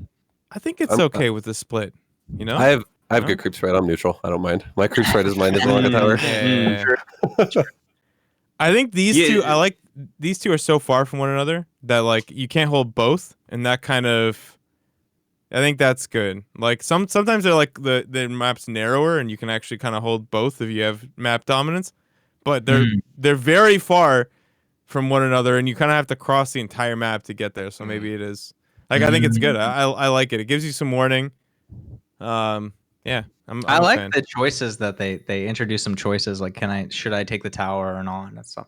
But I don't like when they kind of like dominate the map. I mean I'm going way back to really old awful maps, but you remember Metalopolis and Wing? Oh yeah. The Watchtowers, like the map, I feel like the map so heavily revolved around the Watchtower on Metalopolis. Like so many of my games on that map was just like really like take the tower then go to their base, but really I only care about that tower. So I don't like it. I was kind of happy to see Watchtowers sort of fall out of fashion, but I don't have I'm not like anti-tower. In fact, I think like, they could be used totally fine, but I do think it's like hard to have them used correctly. That's all. Yeah, I think it's just as long as they don't reveal the majority of the map, like yeah, exactly. Because if you like if they don't touch each other, essentially, if it's not just like, well, you touch the towers and now you have 75% of the map is now your vision. So yeah, as long as the map is big, it's good. I think a lot of the placements of towers in the past have been like win more mechanics, where you already kind of have control, and it exacerbates that advantage. But like for instance, Yeah. where these are placed, or these are interesting locations where it's not as central, and it seems like it would be very hard to hold the one on your opponent's side. Mm-hmm. So Yeah. yeah, I'm kind of digging where these ones are at least. I think they're kind of cool. Yeah, Especially in I love this map. So like all the maps I'm pretty excited about. None of them seem like in nothing. TBT specifically, it's Mm. like watchtowers. You can leverage them to really good positions because they trump air control, right? Like even if you have way more Vikings than your opponent, if your opponent's holding a watchtower, it's irrelevant, right? Because you can still see your opponent. Yeah. And these watchtowers are far enough away from your bases that it's really hard to use those watchtowers to leverage any kind of tangible advantage aside from just raw map control. So I feel like for that, it's pretty good. Like sometimes watchtowers are close to your base, and then if your opponent gets one and starts pushing you, it like even if you have air superiority, it's really hard to push them out. You need libs to do it. And so like I just think they're good. Yeah. Overall. I think as well on this map too, if you have a watchtower, I haven't I mean, like just looking at it, I'm like 99% sure as well that you can actually still run through the middle of the map as well, and you won't You be can, spotted. Yeah. So it's not like it's like you touch it and now you just know everything. So it's still I think they're good addition for this map because it helps you spot for counters on the sides and like a drop possibly probably the biggest thing you're gonna see, like an air unit flying by off to the distance. The one thing I like, or what I like most about Watchtowers is that Terran players always send one Marine, and Protoss players always send one Zealot, and the Zealot always wins. That's very true. Yeah, that's a classic. God, that's a classic. Yeah, it's I do love that kind of fight that you have with the other player because it's always like one unit and then they'll send two and then you'll send three and then the other guy's like, fuck, I'm bringing my whole army. And yeah, so I do enjoy that the way it changes the game.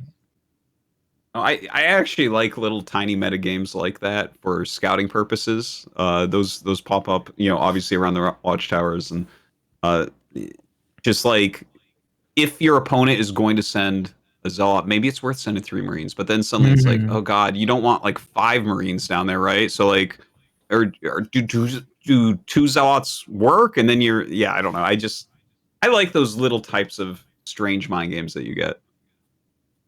All right, so overall matchup wise, is there anything that stands out for you guys that's really strong or really weak for a given matchup? Every game I've played on this map has been pretty good.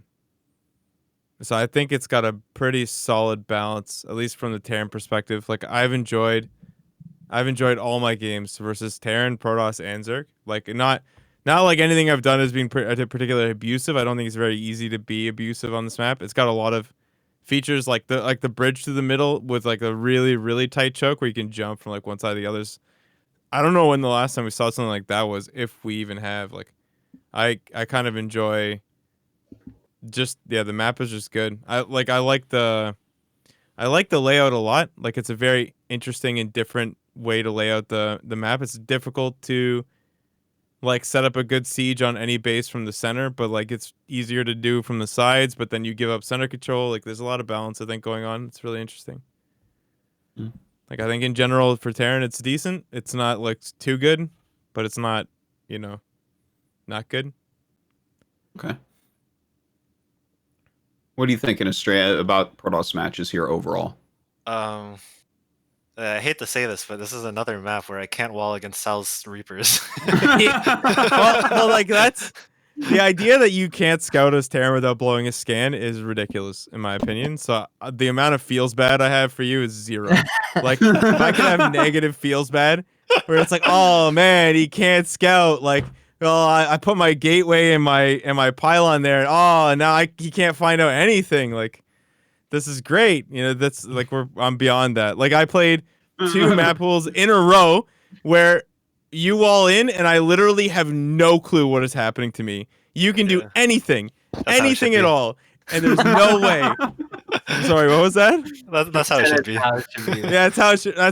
Right. He needs surprise on his side, man. Yeah. This is coming from the guy who builds a sentry and just floats his scout across for free. Like, oh no! Like I couldn't feel any less bad. In fact, I may veto the only map, which is Blackburn, where you can't scout, just for that reason. Yeah, it's really nice to be able to send your Reaper in and actually find out what's going on. Yeah. I love yeah. losing all my probes to one Reaper. Just build a battery. Mm. Come on, Here man. we go. Oh no. Okay. Dude, that was part of Stats' actual opening build order for quite a while, where he was just blind battering his main blind base. battery. I was like, "What is this?" Yeah. But he never cares about those Reapers. What else, Astrea? Anything else about Protoss play here other than the Reaper? Nah, it's pretty standard, and I like ViBE said earlier. I don't like the dev space in the back of the main, but I can get over it. It's also good. That is annoying. I'll give the Protoss that. Okay, you get that. That is ridiculous. The idea that you can get to both bases is rough. Thank you for the real sympathy. I'm glad that you and I have found some common ground. It's good for Protest too against Zerg though, because there's a lot of places you can just chill your Oracle. It's not a big deal, I think, but it is a small feature that's nice for Protest for Zerg. But other than that, yeah, it's just kind of a standard map, and I still think that the 4 mineral base is just so weird. That's like the only thing about this map that's getting me. The fact that it's there bothers you. Yeah. Like, not that it really is something you even need to do, but it's there, and that. I mean, I can see why they would try something like that, right? Because if you have full mineral patches there, it's never bad to take other than its location. But this makes it more of a choice. Like, do you actually want to spend and put a Nexus down there? Or, like, if you're going to put a hatchery there, is that going to be worthwhile because your saturation is so much lower mineral-wise? Like, I like the toying with things like that when you're doing any sort of rich bases. I think if you're gonna do that, oh sorry. No, please. If you're gonna do that though, you should make the base like accessible, because if you're gonna sacrifice like half your minerals and one geyser, even though there is one rich geyser, the choice should be that's like the safer base than the other base that has full minerals and 2 geysers and whatever. Maybe it's just to punish Ravager rushers, right? You can't get your full mining off of that or something. Right. Because Yep, right. honestly, I never think about this base for the other races. Anyways, it's like kind of a late game thing where I'm like, yeah, I guess. There's a base out of your 70 probes right now, you'd need 3 less to get this gas. That's pretty sick. Yeah. You brought up something, or you reminded me of something that I think is really interesting going forward. Now that Blizzard has sort of officially stopped meddling with the map pool. Just back on that towards that topic. One thing I noticed is, did you guys notice that how it's fixed now, but one map just straight up was missing the countdown timer for that was really strange. Yeah. It was fixed pretty fast, but one of the maps you would load in and you would Beckett, start. right? Yeah, I think so. Okay. And it was kind of a throwback to it used to be like that. You just load up and go, and you know, it was just it was a bug or whatever. It was something they missed. And I don't know. It's just another sign of, the times are changing, and Blizzard's probably not checking over to make sure those kinds of things are in. But that also has this sort of like positive, or maybe it's a positive thing in the sense that we might be getting, Blizzard has really locked down the ways that people can screw with the maps, in the sense that, we have like a 4 mineral race, but you can't change any stats, you can't change anything. Like, you can't do so many things, and that was Blizzard's rules. Maybe ESL thinks differently. That's all. That is interesting. But I don't know. Like, I don't work for ESL. Like, I actually I don't know what's going on over there. But it might be that there is an opportunity for map makers to screw around more than they have in the past. I'm not sure. On the QA front, though, like, there have been so many map pools that launch with like minerals off. Like, even when they go through QA, like, I was just saying, as you're thinking about that, I was like, this is actually probably the least number of QA issues that have ever plagued the ladder map pool on release. There were 2. There's a countdown timer. 3. There's a countdown timer. You couldn't surrender, if I recall correctly. Like, you couldn't F10N. Yeah, on with Q for on Beckett, yeah. and all of the drones on Beckett, or there's like one patch where the drones would go the wrong way. That was it. But like all the other maps were perfect, and that is the first time that like in a long time where a new ladder map pool didn't have a crap ton of QA issues. There were just those three, and they're like barely even something to think about. Like the no countdown timer and the F10N is not a real problem, but then the drone thing is an issue. Yeah, That was the a problem. drone You can't have one is yeah. a fascinating issue because I cannot imagine what is going on there. Yeah, why? Yeah. Dan looks confused. Okay, on Beckett. Yeah, I'm sorry. I heard the countdown thing before I had to go pee, but what's the So other two? The drone? On Beckett, when it launched, I don't think it's that way anymore, but when Beckett launched, only drones would take the long way around on one mining patch. Only drones. Like probes and SCVs would go straight there and back, but drones would go the wrong way. Oh, so they'd like bow out or something? They kind of just take a diagonal line. They would you know how sometimes they go around back, like some patches they like go the long way and they mine from the back. Yeah. They were doing that, but only drones would do that. And I think to make it even weirder, it's only the bottom base. It's only the bottom base too. It's not both bases. Oh, that's bizarre. It's truly bizarre. Because as far as I can tell, like the stats in terms of the data in the editor, like they should be all having the same stats, but I don't know. Yeah, apparently not. So like literally right when they start mining that occurs? Yeah, like if you just go load it up, apparently people in the chat says still happens, so you could go check load up Beckett. That's insane. That's so weird. Yeah. Spawn in the south as Zerg, and one of your drones will just mine crooked. Like he will return his minerals and go back to a patch that's just like not where it's just off. It looks funny. Yeah. I wonder if it has something to do, like maybe there's slightly different dimensions on hatcheries versus Nexus versus command centers, because there's something from Brood War kind of like this. Like there's ways that you can fix your mining on certain patches, but if you build a building anywhere near the patches, it will change how the workers mine. And it's not something it would ever touch. But literally, there's like patches where you can make it mine vertically. It's called vertical mining. And then if you make a depot, even 3 hexes away, it will no longer mine vertically. It'll just start moving around in a funny pattern. So that's awesome. So like I think that's the only thing that comes to mind that's anything like that. But so maybe it's something about the hatchery size. Yeah, I think it's related to pathing for sure. And like it comes down to pathing being just very complicated, hard thing to get right. That's crazy though. Okay, so there's the drone, and what was the other thing that you guys were saying? The other issue? Sorry. Oh, you can't F10N. I don't know if you can now. You literally you have to F10 and hit surrender. I don't know why. Some of the settings that are applied to ladder maps just like weren't, and so it instead of the surrender button, the button's quit, like you're in campaign or something. So you have you have to click it. Well, you can hit Q. Look at the disgust. It's not the same as F10N, which most ladder players are rather familiar with. Yeah, no, that would be a deal breaker for me, man. When I need to leave a game, I need to be out of that fucking game so quickly. Oh my god, breakneck speed. If I'm hitting Q or F10N and I can't get out of there, that's an issue. Yeah. It's actually the worst. It's the worst feeling when you hit quit and you're still in the game and you can't get out. And I'm just like, get the fuck out of here now. I understand. I do understand that. Like when I'm quitting, I don't want to see the third man or mule come down. You know what I mean? Like I gotta get out of that fucking game. Yeah. Okay.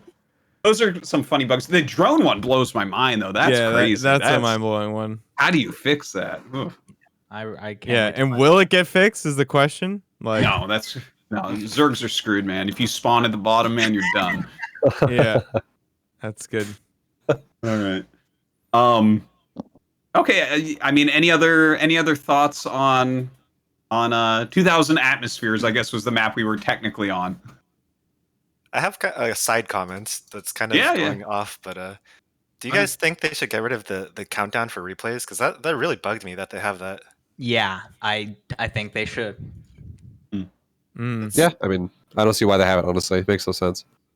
Like, I feel like I don't that's even like the think it's least intentional. important thing for them to fucking work on. Like not to like minimize the complaint, because I think that is actually really annoying, but maybe if they have a team to like do stuff first, that'd be great. You know? You're right. I mean, I agree with you too, Sal. No, but, definitely. I agree too. It's silly. It It shouldn't be there, seems but- like what it's looking like to me is it's like some checkbox on the map that's like have a countdown or not, and Yeah. like, Mm. and like Mhm. it just loads in the replay, just loads in that way. They probably have to do extra work to turn it off, which is why it is that way. I bet it you might not Blizzard be kinda, possible. yeah, Might be just yeah. baked into the replay as something that happens in that time. I imagine the way it's set up, it just happened automatically, and Blizzard was like, "Well, it's good enough. Ship it." You know, I love that you brought that up, Astrea, because I brought up at the last summit that we had for StarCraft 2, because they were like, all right, is there any other like concerns about the game? And little Artosis raised his little fucking hand and mentioned about having to re-log in for replays, right? Like when you have to. And I was like, dude, the amount of time I lose weekly re-logging on replays is ridiculous. And everyone fucking made fun of me. And now Astrea is asking for the countdown to go away, which is literally 3 seconds. Yeah. I like it. I appreciate that. You should have raised your fucking hand and asked them to stop updating the game right after replays are released. Like literally Always the feels day, that way, like you yeah. like get some nice fresh new replays, and then that's it. Like they're like, we got to patch quick before anyone watches these. Okay, Yeah. we need to waste at least 30 minutes of everyone's life tomorrow. No, I know. I don't know how they were so efficient on that. It was crazy. It was perfect timing every time. Like, it was insane. And how did they do it? It's like even my Alima League replays. It's like, oh my god, how is this already?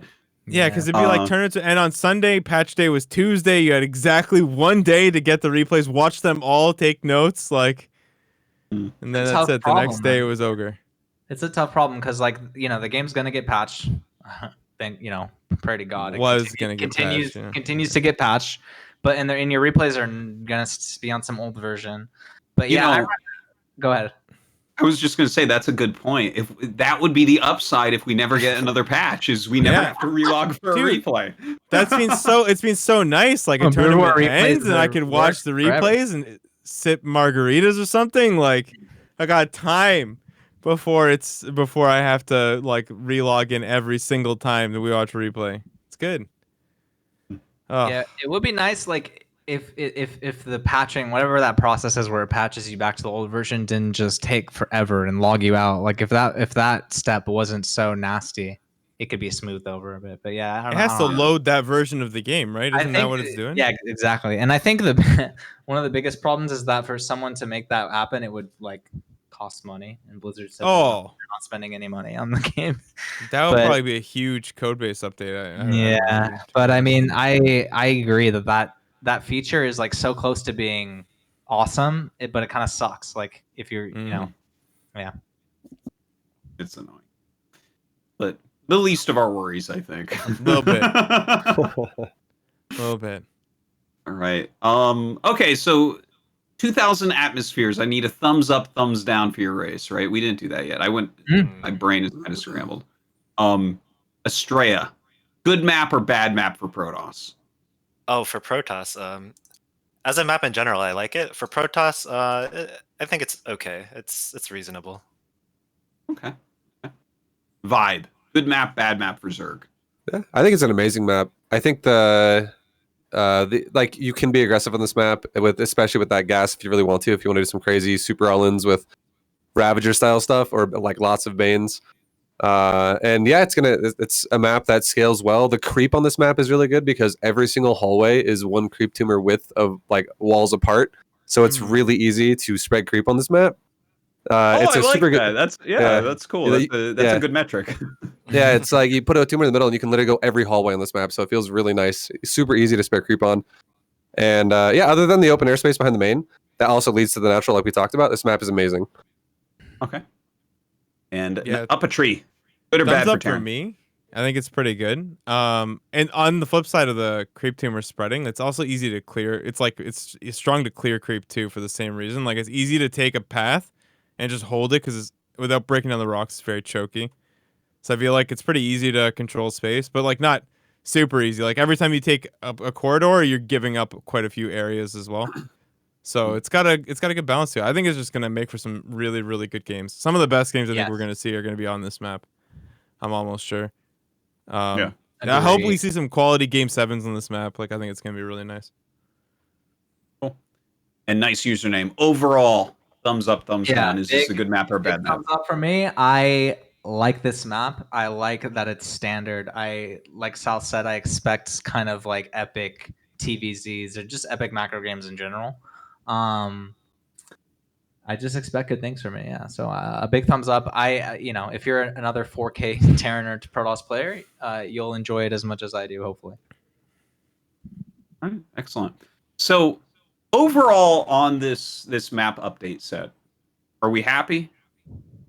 And don't just say that you're happy because they did you finally update them. got the maps. Because the thing is, I think that's skewing everyone. Everyone's just so excited to have new maps. Because when the map things were like clockwork, the map updates, there were sets where we're like, oh, this is not. In fact, all of you guys have been on the show talking about maps before, and there have been times where like, it's not the greatest map set. So try to think in those old terms as if we're always going to get new maps each time, and they're going to be on time. Is this overall a good set of maps to be added in? I'll start. I think it is, honestly, because the only thing I'm comparing it to is I'm comparing it to like I think about what the role the map fills in the list of 7 that you have, and I think every map that I can think about in previous forms to what they are now, I like them all more than the counterparts in recent past. Like in the last couple maps here and there, for instance, what is the name of that first map? Blackburn is like a way better Golden Wall to me. I think that map is so much better. I actually think I'm going to like it a lot. I hated Golden Wall. This map is a super good standard map, and I actually really think this map is going to give me probably the most fun games I'm gonna play out of this whole pool. Maybe this and like Lightshade, because I really like Lightshade as well, which has already been in the pool forever. And then the last map of Beckett. As long as I don't spawn on the bottom of the map, I think I'll love that map too. Because I think it's a better version of Submarine.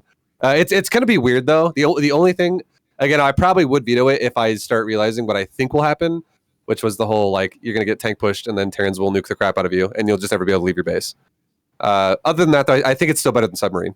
So I think it's a step in the right direction for maps to be more fun. Submarine was just sorry. That was just man, it was like I could play any Zerg and I was like, all right, so we're winning today.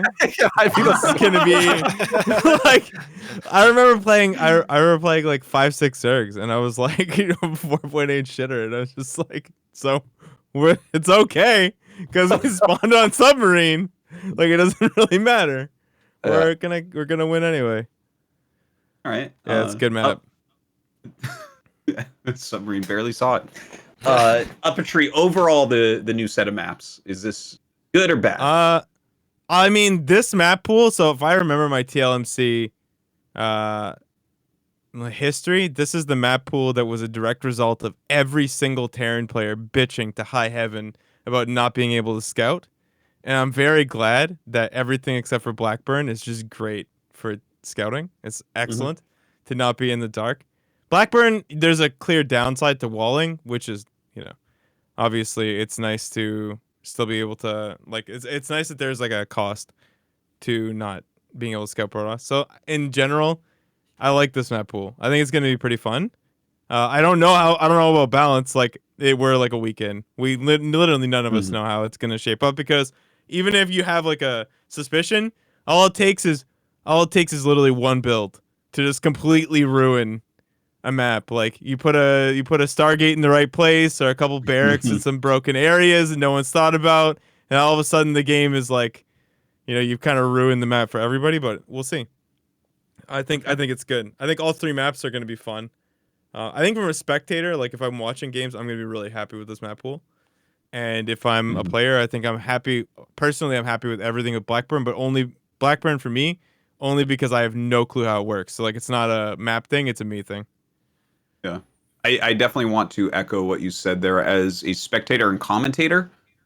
This map pool I'm very excited about. Like to be in GSL next season, I think we're gonna have really interesting games on some of these new maps. Like specifically Beckett, I think, is the one I'm very excited to see the Korean pros play on. But Astrea, overall the map pool, good or bad? I think overall the map pool is reasonable. I don't think it's like the most amazing map pool ever or the worst map pool ever. It's just I think it's a map pool. Okay, middle of the road, but Yeah. happy that we have new maps, right? Well, actually, Yeah. if you put it this way, if you compare it to the maps we got rid of, I think they're probably a little better. Like we got rid of Jagannath, Submarine, and Pillars of Gold, which are Pillars of point. Gold tilted me so much, but that's a different discussion.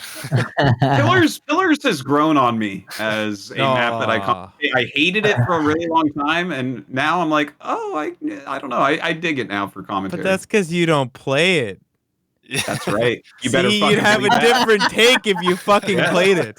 Yes, that You is know? 100% true. Anytime pro gamers don't like a map, it's actually the best map to watch. Of course. Yeah, it is. true. That's true. the way it is because it makes you play so fucking weird and out there and makes it Yeah. exciting. But yeah.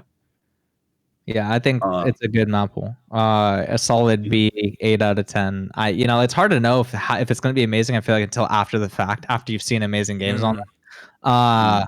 But nothing stands out as bad to me. I'm excited, and it's also just like you said at the beginning. It's hard not to just feel this kind of wave of relief that there are maps and things seem to be just fine over on map making land and in terms of getting our new season. I actually have a question, Dan. Yeah. Are they going to change GSL maps like before the next round or like before the next round? Oh, I don't think so. I don't they're think gonna so. play the Normally, yeah, I believe so. Like occasionally we switch them between like round of 24, round of 16, but we're going round of 16, round of 8. So I don't think we're gonna have the switch. Like, I guess I'll find out today, but just to make, I'll double check today and everything. But yeah, I don't think we're gonna switch. But I would love to. I would love to add those new maps. And that would be a lot of fun. Okay. Any other thoughts on whatever before we go into the Patreon questions? I have a random thought, which is probably just me, but I like maps with trees on them and that are green. I don't know. Trees make people happy. Green is a good color. Yeah. So you're a big fan of Cyber Forest? Yeah, I like Cyber Forest. Yeah. Cyber Forest is I like aesthetically, that too. Yeah, aesthetically it's good. Belshire Vestige. I liked that map a lot. Just the way it kind of looks. Is kind of a green. I like beach tile set. Maps. Beach maps are good. Those are nice. I feel like beach maps are like a GSL thing. Like some of the best beach maps I've seen in GSL games. Ohana. Someone shout out Ohana. Yeah. Lots of good games on Ohana. Oh man. Yeah. As far as Cyber Forest goes, though, there's something that always bothered me on that. Literally, no pro gamer ever broke down the fucking 2 rocks in the middle, and they just run their whole army through that little fucking tiny choke every fucking time, and it doesn't make sense. It's so stupid. Just kill the fucking rocks. How many units have people lost bottlenecking through there? It doesn't take that long to kill the rocks.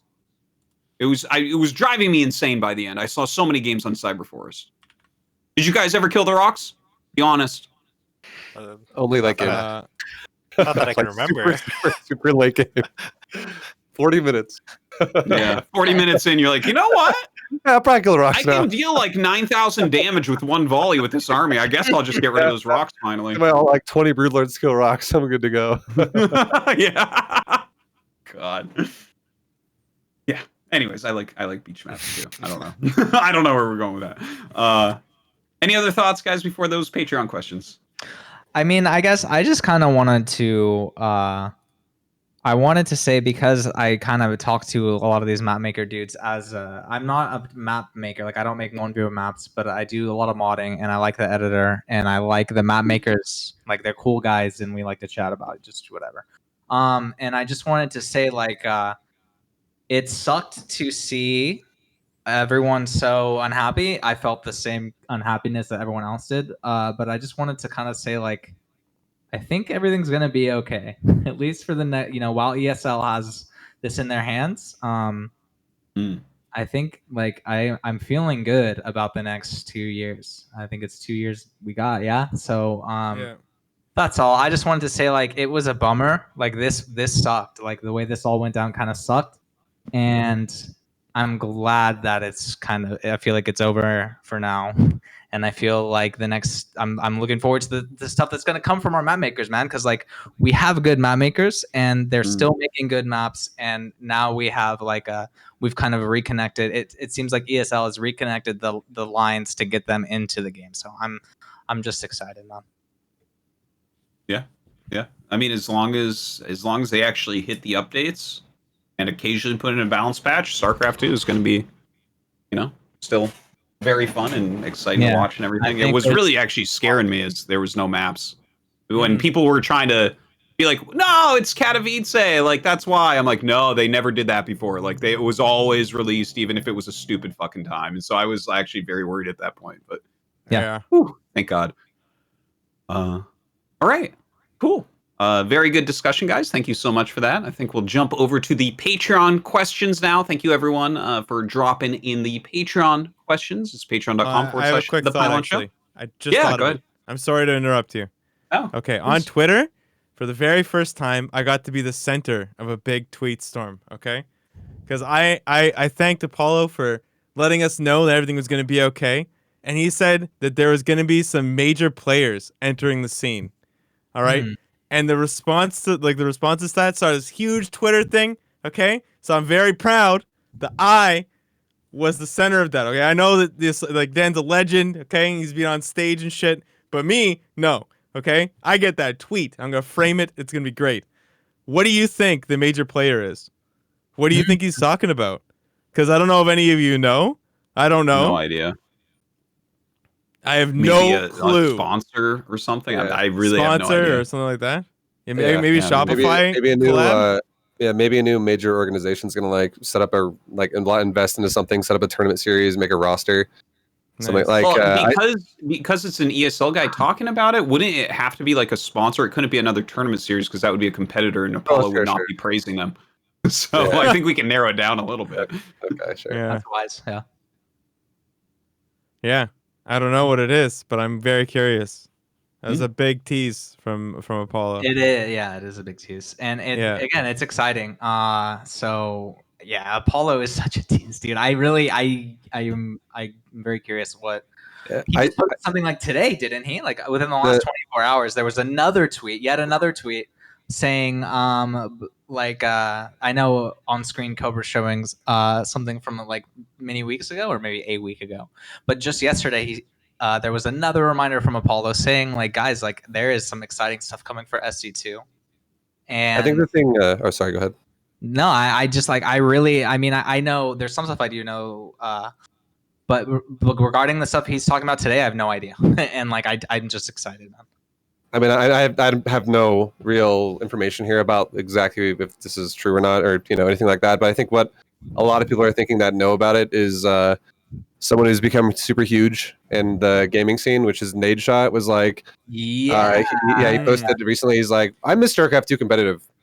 We should make that a thing again. And a lot of people are like, it still is, dude. What the fuck? And then like, what he might be. Dude, I'm glad you brought like with an organization where like 100 Thieves might actually look to get into like StarCraft or something like that.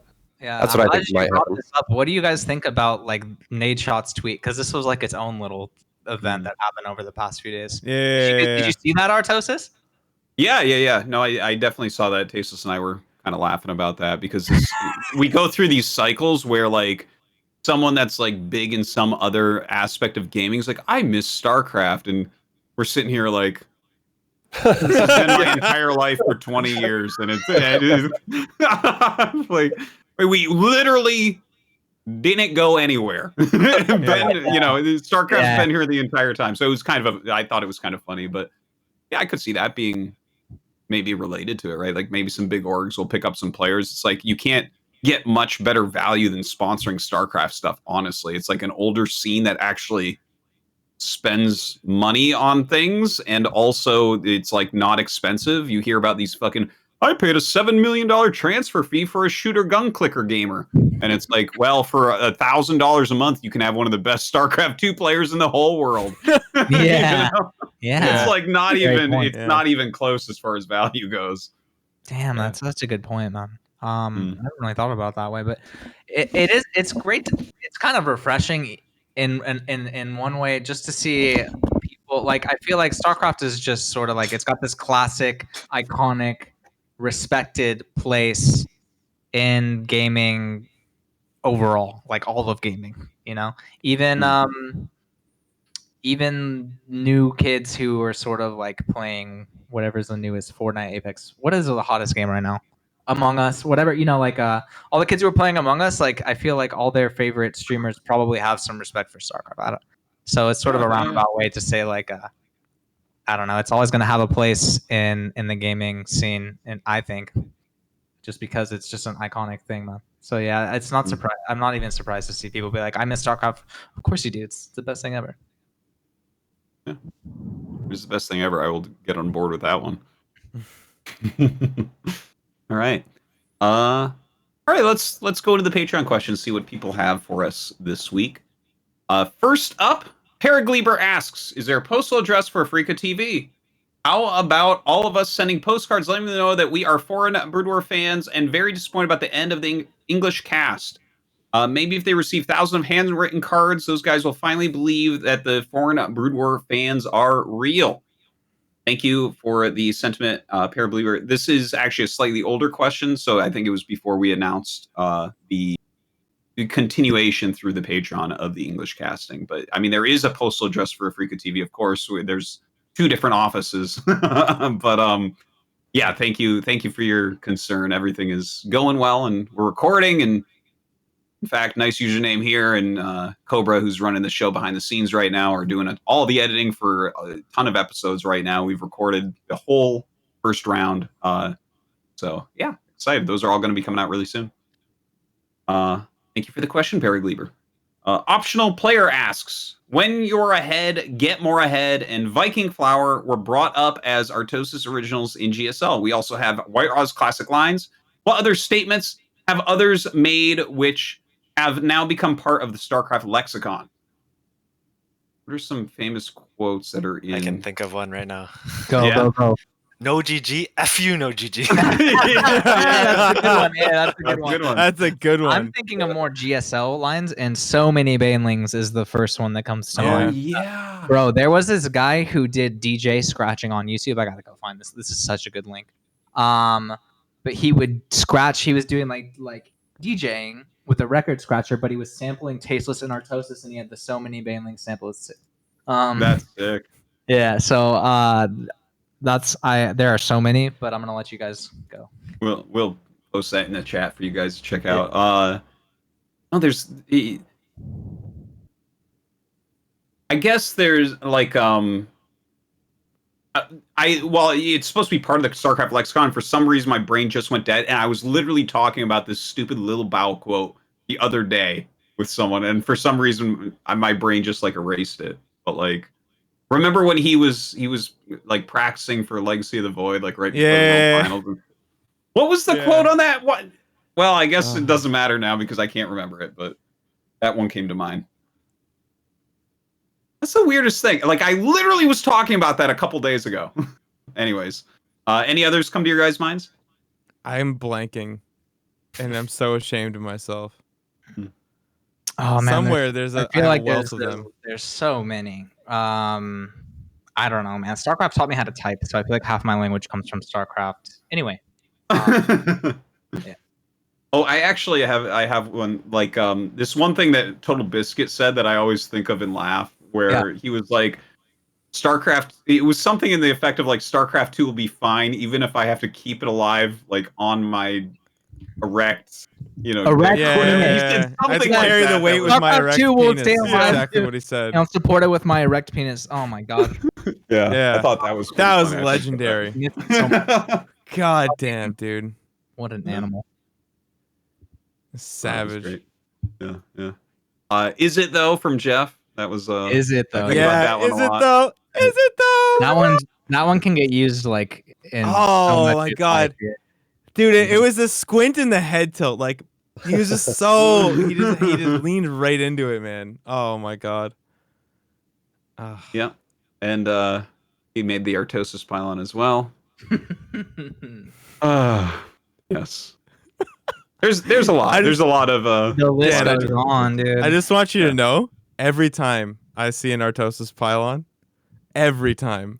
I go like this. Artosis! I kill it without fail every time. It's something I do every there's a game I remember. I was just like on oh god, it was on Romanticide, and there's a Cybercore and stuff all being powered by the edge, like by the ramp of the main. And I just like ran up underneath and killed it and unpowered like 7 gateways. It was great. And I was just screaming Artosis the whole time. Oh god, That was a Glad I'm solid your meme. battle cry. That was a solid meme. It's good. One of the best Artosis Pylon, and I'm sure Dan's thrilled that this is its own topic now. But there was a guy like selling a shirt with like a Artosis Pylon Pylon shirt. And that in itself made me laugh. I think I was trying to order one. But yeah, like Nice. that was such a good meme that people were wearing. It was fashionable, literally fashionable. Do you have an Artosis Pylon on your merch store, Not a bad idea. Dan? No, I should though. I should. That's a You good really idea. should. Listen, just lean into it. I know that like part of you wishes that meme was never born. Like it's infinite shame. But just make money on it because it's already happening. There's just no escaping it. We need to get him like a salt shaker, like an actual salt shaker with like his his icon on it, some logos. Yeah. Yeah. All right. Yeah. No, it's a good. I should do that. I'll get on that. All right. Thank you, optional player. The trip down memory lane there. That answers your question. Hydro33 asks, who are your favorite underdog pros that have yet to win a premiere? Mine are Soul, Sort of, and Bly. What are some underdog pros that haven't won a premiere yet that you guys look towards? Mine, I wouldn't want to. I don't know. I feel like saying underdog makes it almost sound like insulting because you like don't want to make them sound like they're not capable of winning. Mm-hmm. But the one person I always wanted to win, who I thought would be really like, because he's just a friend of mine, has been a friend of mine for a long time, was Special. I always wanted him to win something like huge. Yeah, that's actually that's a good point. He made it to the finals against Cyril and everything. They had an okay finals, but it was just like I guess he hasn't won that level tournament yet. Yeah, dude. It's like, and you expect him to have done it. Like thinking he's about it, always I'm actually good at it. surprised that there isn't a single tournament that he's won. Like it's surprising. Yeah. He always places really well. Yeah, he's pretty good. Like, yeah, he's he's pretty really good.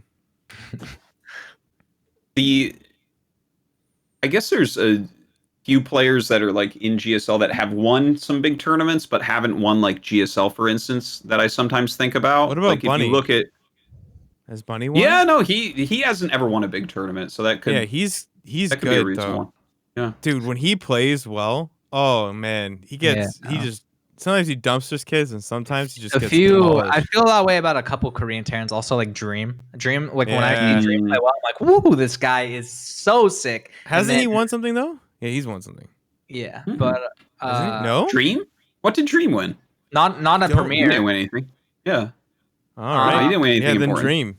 He's like a round of 32, round of 16 player. I feel Yeah. like. Isn't he just didn't he just get round 8? No? Yeah, he did. He did get round. Yeah, 8. he's round He 8. got one. It's the season Rogue one. He got dumpstered by Rogue. Yeah, but when you talk about Bunny, you make me think of Dream, and just like I feel like there's like a long list of Korean Terrans who are not winning premieres, but I'm like fans of them because I've seen them do very cool things, very good play. Mhm. Cure, yes, and Cure was recently in the final. Cool, bro. That's all I got. Any other underdogs you guys have? Probably myself. Well, no, you won a. I was gonna say you, but you won the NA one. That was technically premiere, wasn't it? Yeah. That's technically premiere, but Yeah, I guess I said But- technically. I'm sorry. very, very technically. yeah. Also, I'll throw out Zaun and Ragnarok as my Dude, teammates. Zaun is really hype right now. I love watching him play right now. Yeah. I do love watching him play, except for those PVCs he played. Those were not what I was looking for at all. I was excited about that group, and then that happened. Yeah, true. Was it Glaves? I feel like I remember watching this. Was Yeah. it Glaves? Yeah. Yeah, it was Glaves, and then like even when he was playing Innovation, he's like, you know what? That didn't work last time, but maybe might work versus this Terran, you know? 12 Glaves for 15 SCVs? Sign me up! 12 adapts, yeah. They only cost 3 times as much as an SCV. Yeah. Hydro, thank you for the question. Hope that answers it. Red Gunner Guy asks, what is the best balance change to improve the game? Like how battery overcharge helped fix PvP meta without overly breaking PvC and PvT. Also, why was that change the best? Also, if you had to remove the baneling outright, how else would you balance the game? Okay, that's a big question. So, what is the best balance change to improve the game? I don't know if he's asking like for something that already happened or something you want to happen. So just answer it however you would like. All right, who's going first? I'll talk about a balance change that could fix the baneling being gone. Okay. So if we lost the ability to have banelings, and we had to think about what we can do in a way to make Zerg life still manageable to AoE down things without having any type of AoE other than a corrosive bile, I guess, on like a layer like hatchery tech, basically. I would say there should be an upgrade on the hatchery that is, it's kind of like burrow, but you could call it like decay. And what it does is it makes anything that walks on creep just slowly dies. Okay, that sounds pretty broken. That sounds like an inadvertent buff to the queen. And let's get it, dude.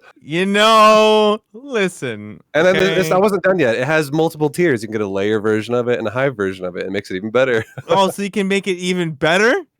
Yeah, I'll keep the baneling, thanks. Actually, if you had to remove the baneling, how else would you balance the game? I feel like if the reason the baneling needs to be there is the overall DPS of units. Like if you look at Marines and how closely they can bunch together, and thus how high the actual damage output of this small group becomes. Zerg units are generally like lower range and melee, so they just get shredded by that. But if you had like different unit collision and different DPS values for these, then you could fight more evenly with things like roaches and lings, and you wouldn't necessarily need the baneling. So I think it'd be a very complex fix, but you could, like, that would probably be how you would theoretically have to go about it, I would think. I think if you give a real answer instead of like obviously a troll answer, it would, I think it would be more like maybe you could, but I don't know how well this would work for every unit Zerg has, but maybe you would tweak the larva a little bit, like maybe go back to like 4 inject instead of 3 inject larva per round or something. Or maybe you'd have to tweak the Zergling stats, because like what Artosis said is very true. Clumping in this game is ridiculously good, and there's no way Zerglings without banelings right now would ever win. So maybe like if Zerglings just had more stats, but then that would make Lings late game insanely overpowered. Yeah, you're messing with such a fundamental unit. Like it's so low on the tech tree, and it's so important to everything. Yeah, that feels like it's like designed around it. Yeah. Yeah, you really find yourself in the weeds of like just everything else. Like you're pulling out like one of the legs of a big tower. So stuff kind of starts to crumble. But I mean, it is an interesting thought. Like what AOE could Zerg have that isn't a banling? I want to answer the other question. I'm going to assume he meant what were some of your favorite balance patches. And I just want to throw out, I think that medevac boost, this is an old change, but medevac boost was a really positive change, and it's a really simple one. So I thought medevac boost was a really cool positive patch. And that's like, I think a lot of things came with that one patch, but that a particular change I liked a lot. I'm gonna play devil's advocate to Zerg players here, and I'm gonna say Wings of Liberty. Even though I loved it for when it lasted, I think the game would have got really boring if they didn't do this. But back in the day, they didn't have AoE with a Thor when it would shoot mutas. It just did not do AoE, just single targeted, and you would just see Zergs go to like 60 mutas and win every time. So I think adding AoE to Thor was like a really good change. Yeah, I agree with that one. If I can say something controversial for a second, I liked Tankovacs. A lot of people do. Hated Tankovacs so much. Tankovac is as a Terran. Okay, listen, I'm an expert on the divisiveness of the Tankovac, and this is because I'm a Terran streamer. Okay, so at least once a month, some fucking chat hero will come in. You know what, guys? They should bring Tankovac back, and what you get is a war. Okay, between the Tankovacers and those who hated the Tankovac. And friends become enemies, and at the end of the day, I have to be like, bro, Blizzard has 1 employee. Like, can we relax? Like, we're not getting Tank Evac back. All right. I personally really liked it. But I think, in my opinion, that it turned TVT into whoever has the best map control wins 100% of the games. Because if you had map vision, your Tank Evacs just showed up and annihilated people. Like, there was no hope. Whoever dropped the Tank Evacs, like, it wasn't necessarily who dropped them first one, but it was whoever had the vision and dropped them won. Like, every time. So if I had vision of, like, a spot on the map leading into a main, it was doom drop and win, like, every game. It was, like, one of those things that is, like, it really made it so that TVT especially became very one-dimensional. It wasn't like you had these long tank lines with a lot of positioning, a lot of fighting. It was like, okay, so I've got vision of the map, and I have, like, 15 tanks and medevacs, and, like, we're good. Yeah, right? it did feel like that change disproportionately screwed up TVT. The other match, it really messed up TVT. The Yeah. other matchups were really cool, but TVT was a mess, and there are people who loved it, and those people were always people with strong map control. Yeah. If you're like one of those people who just like YOLOs their army around the map, it doesn't actually have like spot marines everywhere.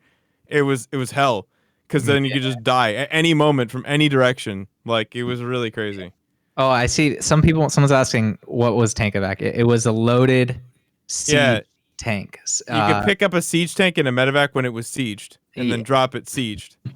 Yeah, so your siege mode, like the drawback of siege mode was largely negated if you had a medevac. You could just move them around, provided you had the APM. So it was cool. Like, I really liked opening up a Tank Evac in TVZ and testing how much can I multitask this one Tank Evac and poke Zerg and like keep macroing. That was fun. I didn't like basically everything else that came along. Like you're saying, TVT changed, like the way TVT changed.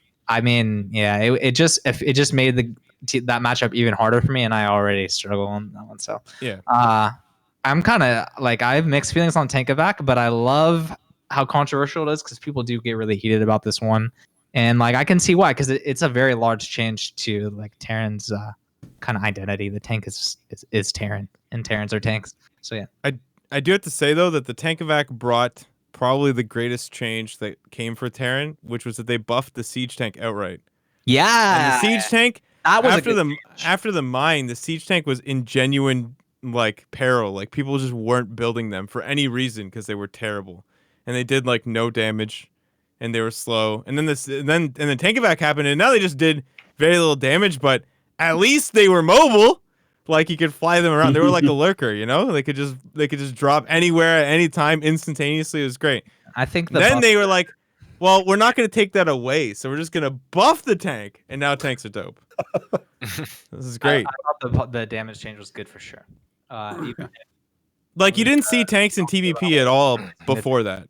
Yeah. Like, and now you can see them because they're strong.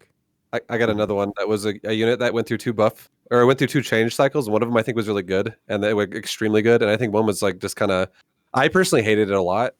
The first one I think was good was the High Templar. When it lost Kydarian Amulet, I thought that was the worst thing in the game ever. So, like, just warp in Templar Storm. It was yeah. No, it was shocking. That's actually like the main reason I switched to Protoss from Zerg, because I was like, nice. How has Protoss not won? Dude, you really messed up, didn't you? You had no foresight there. Like 1 month later. Dude, with Kydarian Amulet, literally, because I was really high on the ladder back then, I was actually still a pretty good player with Zerg, and when I switched to Protoss, my MMR didn't fucking budge because Kydarian Amulet was so broken. I didn't have any build orders. I just researched Kydarian Amulet and won all my games. It was insane. It was the most broken upgrade there ever was. It was so broken. You could just warp in and storm. It was free storm, basically. But like, I feel that was one of the patches where I felt like I watched the game that made Blizzard want to patch it. I don't know if you guys remember. There was like this particular series with Son, who was a Protoss player that was. I remember it perfectly. You did. There was this one game. I swear, he knows, man. Like, there was this one game where Son is warping and Storm's just, and he should have been dead. He should have been dead 10 minutes ago.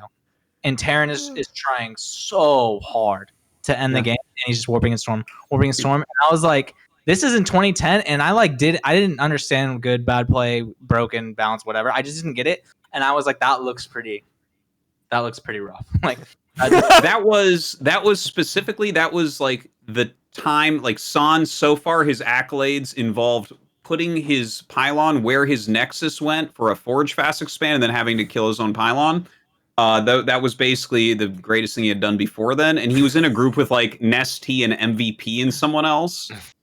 And it was that I was like, I will solo sword if like San gets out of this group. And then he just warped in storms everywhere. And I was like, oh, okay.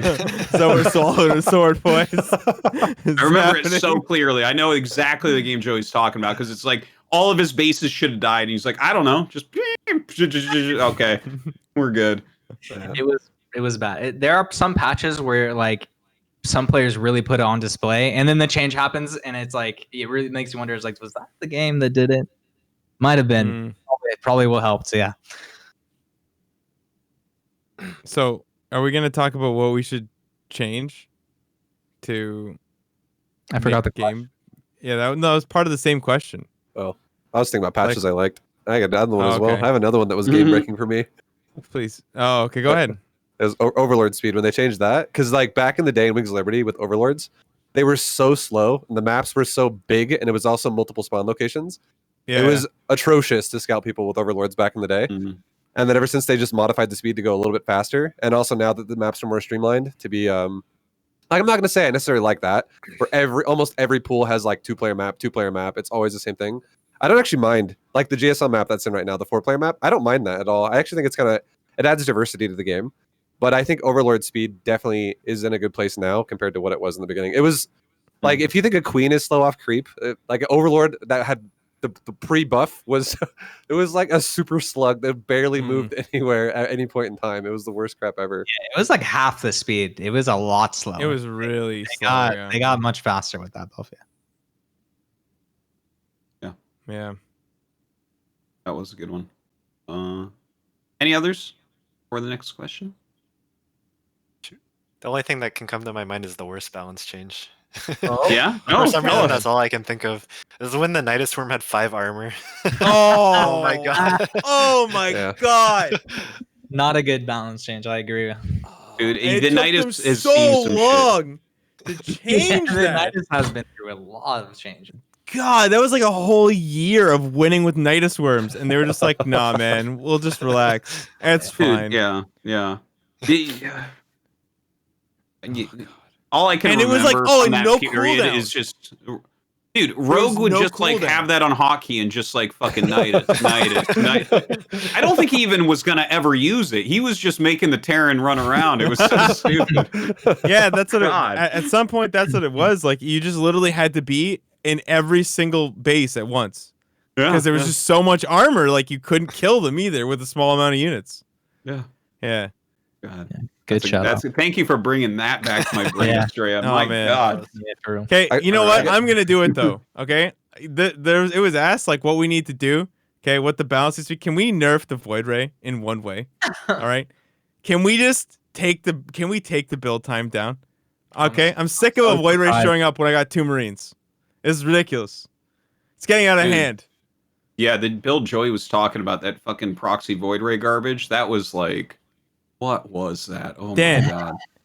I people watched are losing the vote a raising. Protoss beat Clem, and what he did was he accidentally misrallied onto his gas.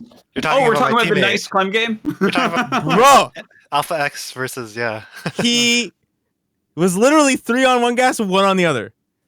And he still won. His Tempest was 2 Tempest slate. Damn. And he still won. Well, Clem should Oh have my played God. better, dude. Ah. This is my soundbite. Yeah, why didn't It's not bad if it wins, Artosis. Yeah. There you go. I didn't see the Well, game. he I'm just curious won, why he didn't though. play it. But he won, Artosis. Win is a win. Oh my But god. what do you say with Clem? It's like, Maru would have won. It's like, what do you have actually? I saw a lot of talk about this game. I kind of want to go check it. I didn't. Oh see it. man, it was, dude. I actually just turned off the screen. Like I had to close that shit. You were in the man. same Like, situation as Nice at that point, right? Like, I mean, it was just it's nice made Sal rage quit, and Sal wasn't even in the game. I couldn't believe it. I couldn't believe it. I have to admit, I couldn't believe it either. That's what I'm saying. Like, okay. And I tried to explain this to my Twitch chat. People were like, you know what? Well, people just don't have it. I was like, imagine a proxy 2 Rex where you build a Marine and wait the length of 2 more Marines, and then you still win. Like, that's what happened. You just, I couldn't. Oh, Stargate. so tilted. I was so tilted. I couldn't believe it. I was tilted for Clem, and Clem's probably like, man, well, it's rough. Like, probably doesn't care. That's probably why he's so good. It's because he doesn't get that tilted, he doesn't give man. a shit. I was like, you gotta be more angry. He does seem really calm. Why are you mad? All right. Excellent question, Red Gunner Guy. You really got us talking on that one. Yeah.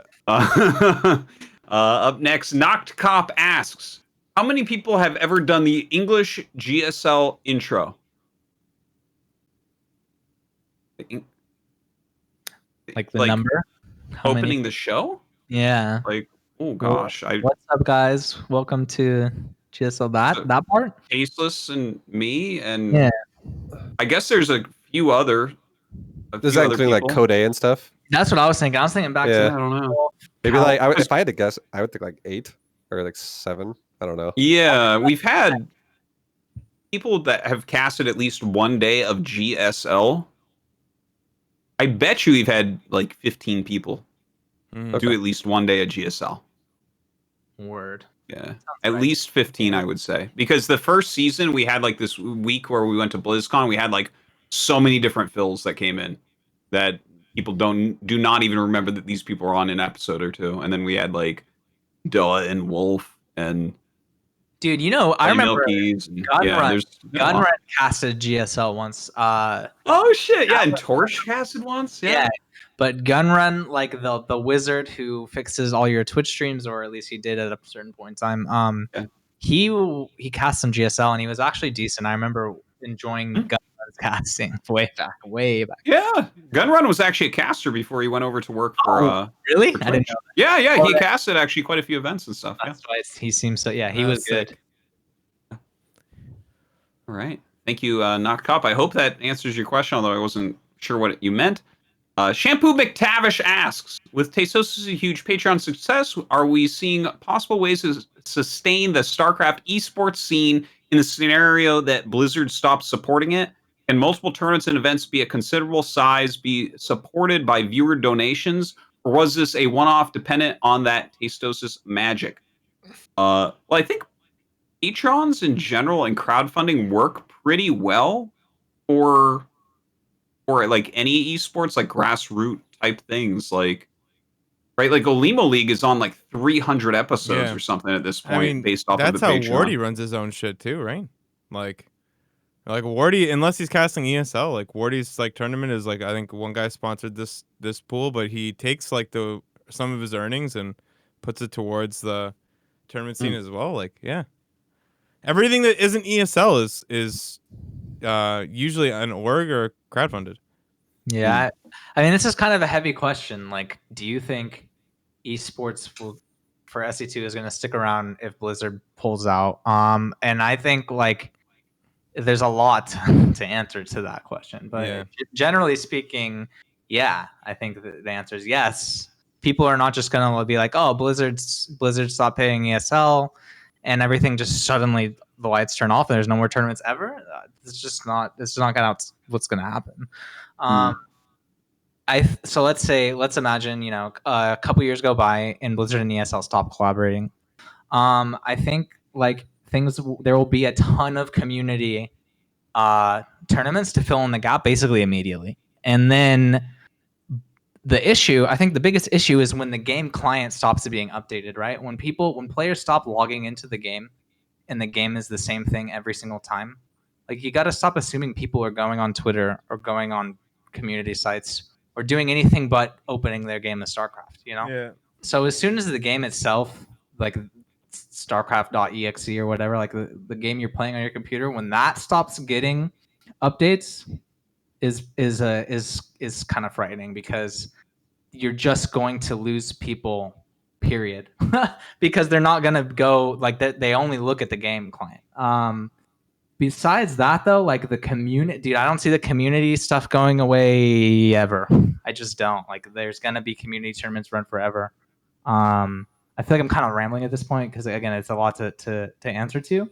But to answer his question, do you think crowdfunding can work? Yeah. Yes. Yeah. I mean, I think another really solid example is Home Story Cup is crowdfunded now, right? Pretty much. Like every single Home Story Cup, they have a big donation goal and they hit it, and then that funds the next one. Like there's most tournaments. So I think, yeah, definitely.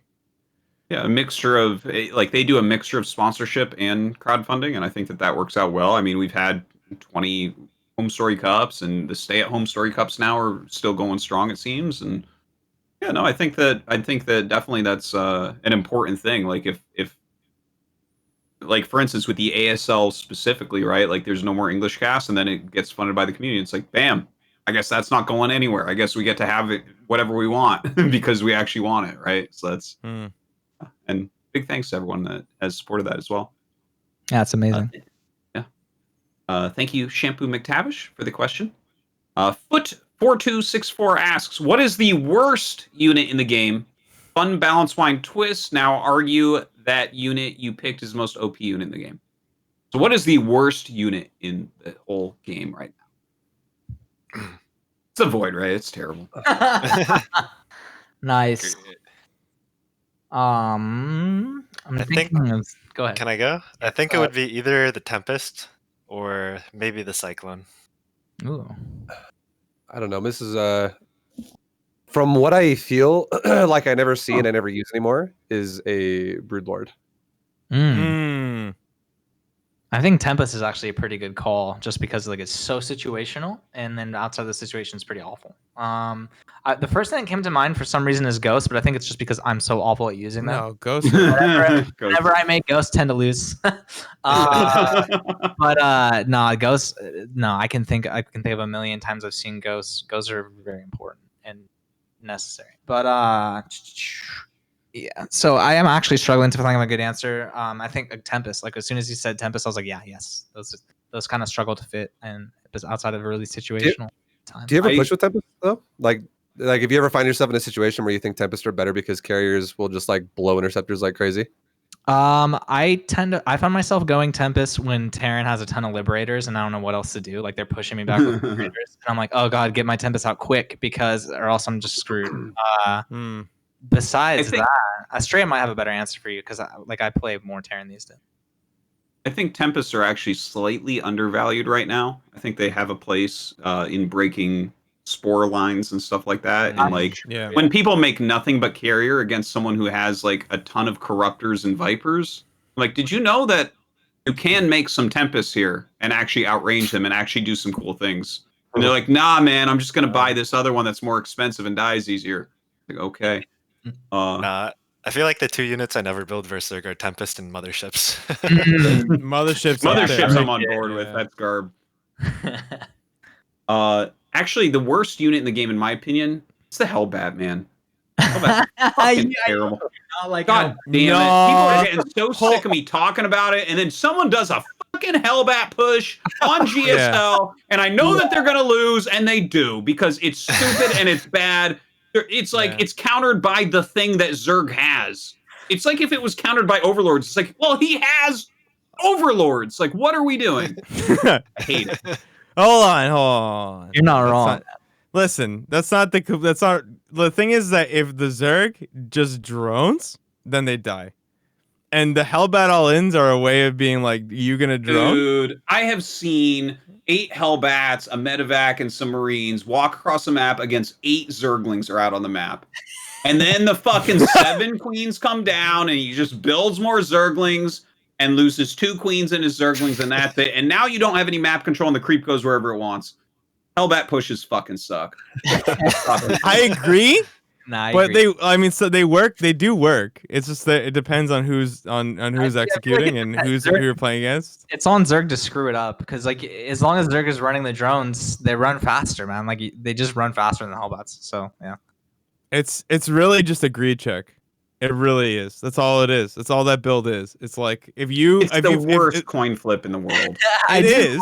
But if a Zerg knows you're gonna if you're gonna 3CC 3 games in a row, you're gonna die games 2 and 3. Like Mario did it 100%. recently in a GSL match, and he was way ahead. And it was so funny because Artosis is like, yeah, man, I guess this is okay. It's okay for me. And then to he still didn't do anything with it. yeah, and it was. He was way the fuck ahead, and it still didn't do anything. And it's Maru. So don't tell me it's who fucking uses it. It's just a terrible strategy.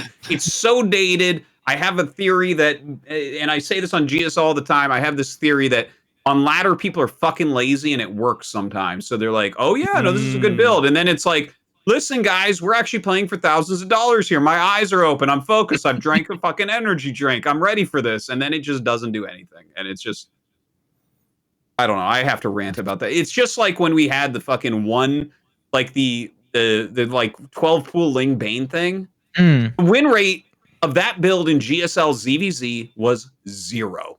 It was 0% for like 2 years. People did it fucking anyway. every time people did it, I'm like, no one's won with this in years.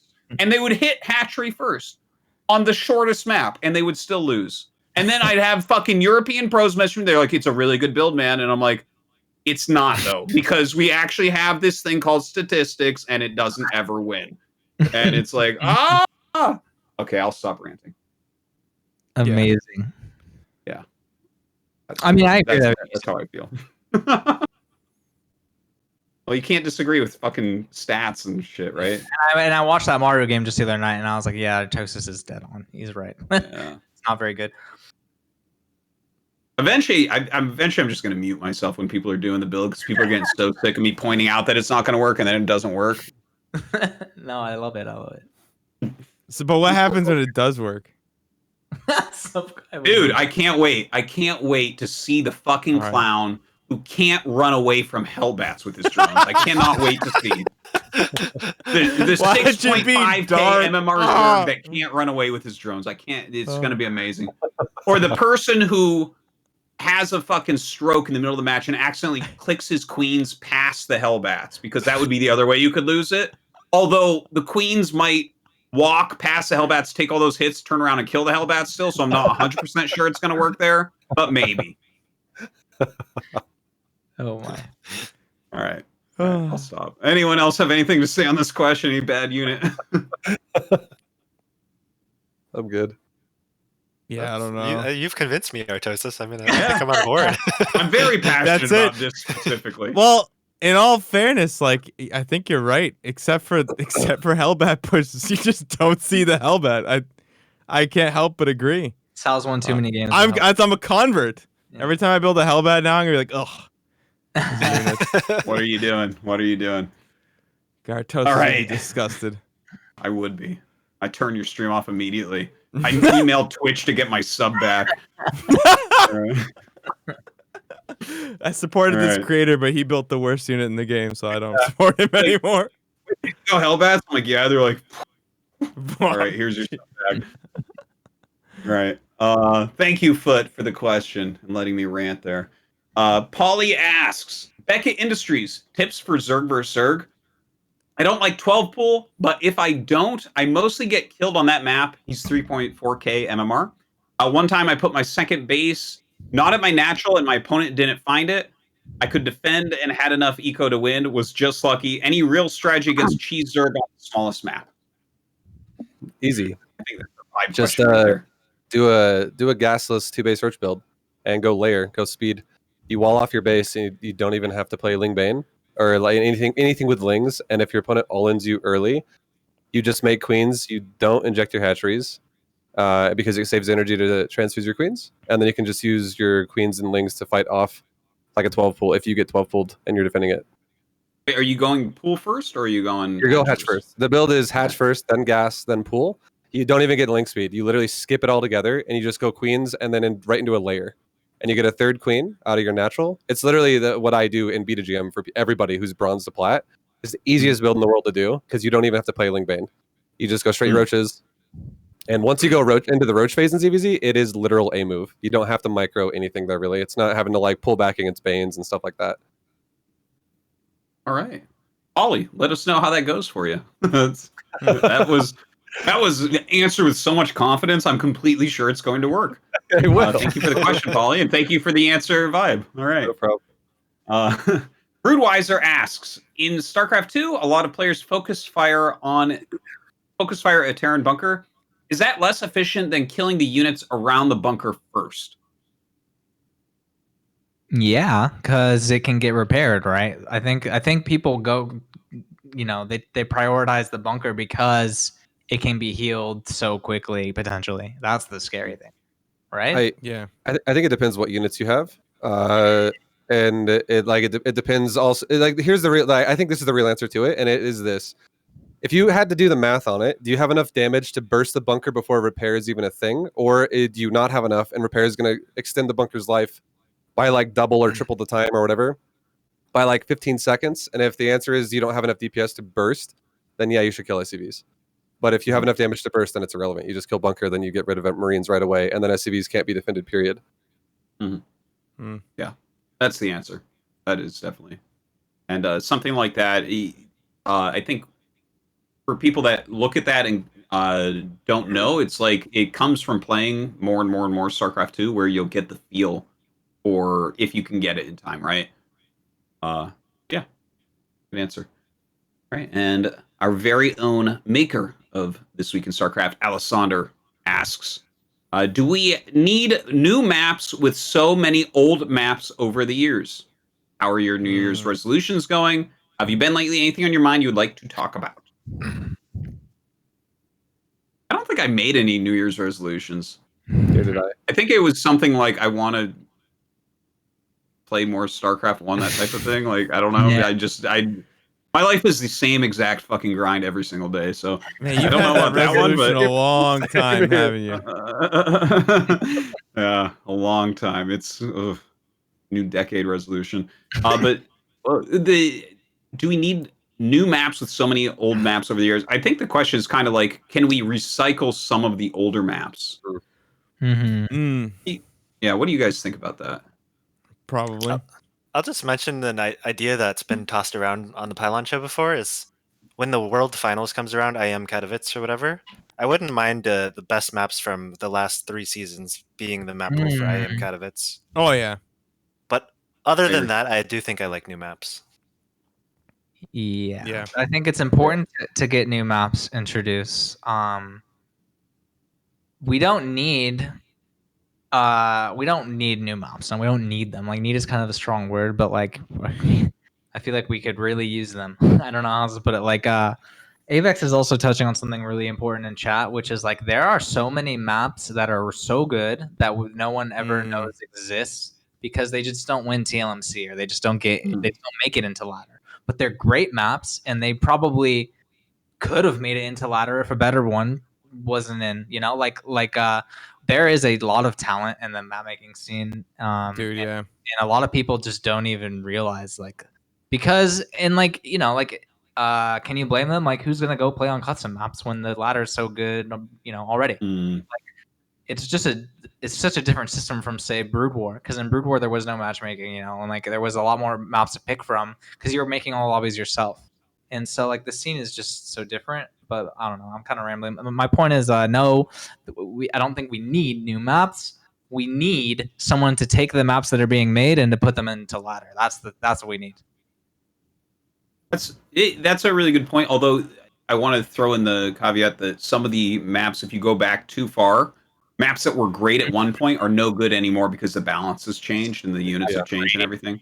Yeah, great point. So yeah, there's definitely some older maps that are complete garbage if you try to play them now. Yeah, go ahead. Go ahead. You first. King Sejong is just one that comes to mind. I don't know if you, because I loved That King was an amazing map. Yeah, it's a good map at the time. Such a good map, and someone was like, I saw someone post like, "Hey, here's my redone version of King Sejong because it needed some tweaks in Legacy. Like, it's just busted. Like, there's a ramp at your natural that with rocks that you can break or whatever. Yeah, link the tweet, Avex, because the point is, like Dan said, some of the very best maps, again, it was a fantastic map, so many good games on it, they just don't, they're bad now because the game has changed. Yeah. I think the real answer to this question is that if you want to keep the map making scene, you need to have new maps. And I think the map making scene is really sick. And so as long as they're willing to run TLMCs, I think they should. Until such a time where there aren't enough map makers or there isn't enough community interest to actually vote on the maps, which is a problem every single time. Yeah.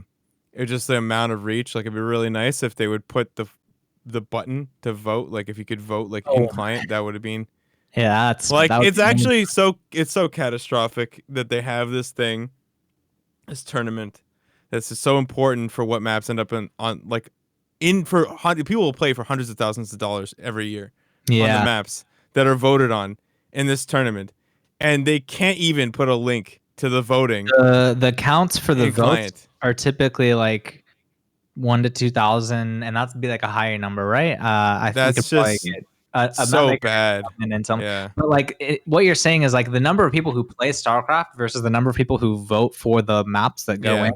It's rough. It's a rough ratio. It's ridiculous, man. It's like and it's a bummer now because we can't expect Blizzard to do much or anything.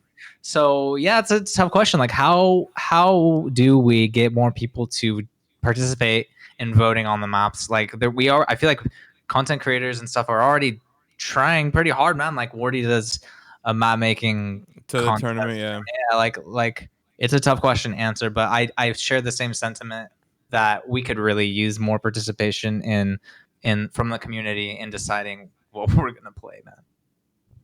Mm-hmm. Maybe I'm wrong though. I'm happy to be wrong. No, you're right. Maybe the vocal voters who care so much to vote are the ones that maybe their votes count for more because they're so passionate. I don't know, man. Like it definitely does disappoint me too, though. Like I feel like the numbers are just off. Yeah. Oh, I mean, and it always like baffles me that like pros bitch about it when like they never give any input, they never tell anybody to vote, and then it's like, well, this is the map you ended up on. Yeah, what do you expect? It's a communication because for sure. Because like the pros just get a map served up to them like on a plate. Like here's your map, here's your season, enjoy. And then a lot of them are like, I don't want to eat this shit, like I don't want this. So that's tough. I don't have an answer, but I agree with you that there's some disconnect there. All right. Good answer. Pretty in depth. Thank you, Alessander, for the questions. And one last one here today from Refrigerator. He asks, which aspects do the world's known gods and goddesses represent in StarCraft? Example, Hephaestus as god of cannon rushes. Okay. What is that? What is that like the Indian god that has a bunch of hands? I don't know. That one represents Terran versus Zerg, right? That's like you need all that ATM and everything. Yeah, like drop from 3 locations, pushing creep and all that, and Micron versus Banelings all at once. There you go. Yeah. Can we just say that like Loki would be Protoss? Just the entirety of Protoss? Yeah. Okay. Yeah. Hercules, Zeus, anything really buff and muscular would be Terran. What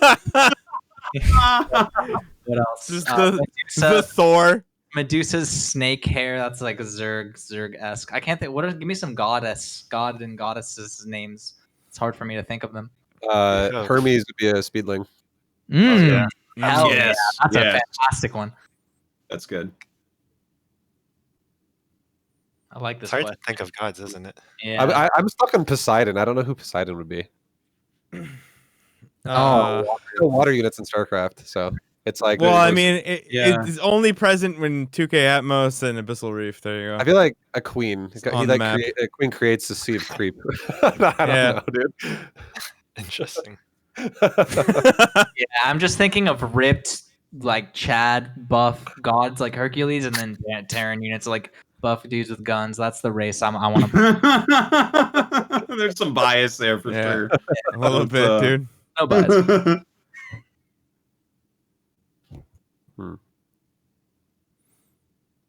Yeah, I can't. I honestly don't know that many gods and goddesses, but Okay. I know some just from playing Hades. If any of you guys have played that game, I no, haven't heard played it. it's Is it good, good? Is it worth? It says it's really good.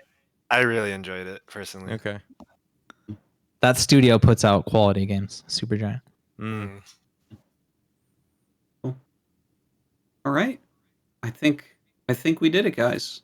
That is the All Patreon right. questions. Thank you again to all of our wonderful patrons for supporting the Pylon Show. Because of you guys that we can make this happen.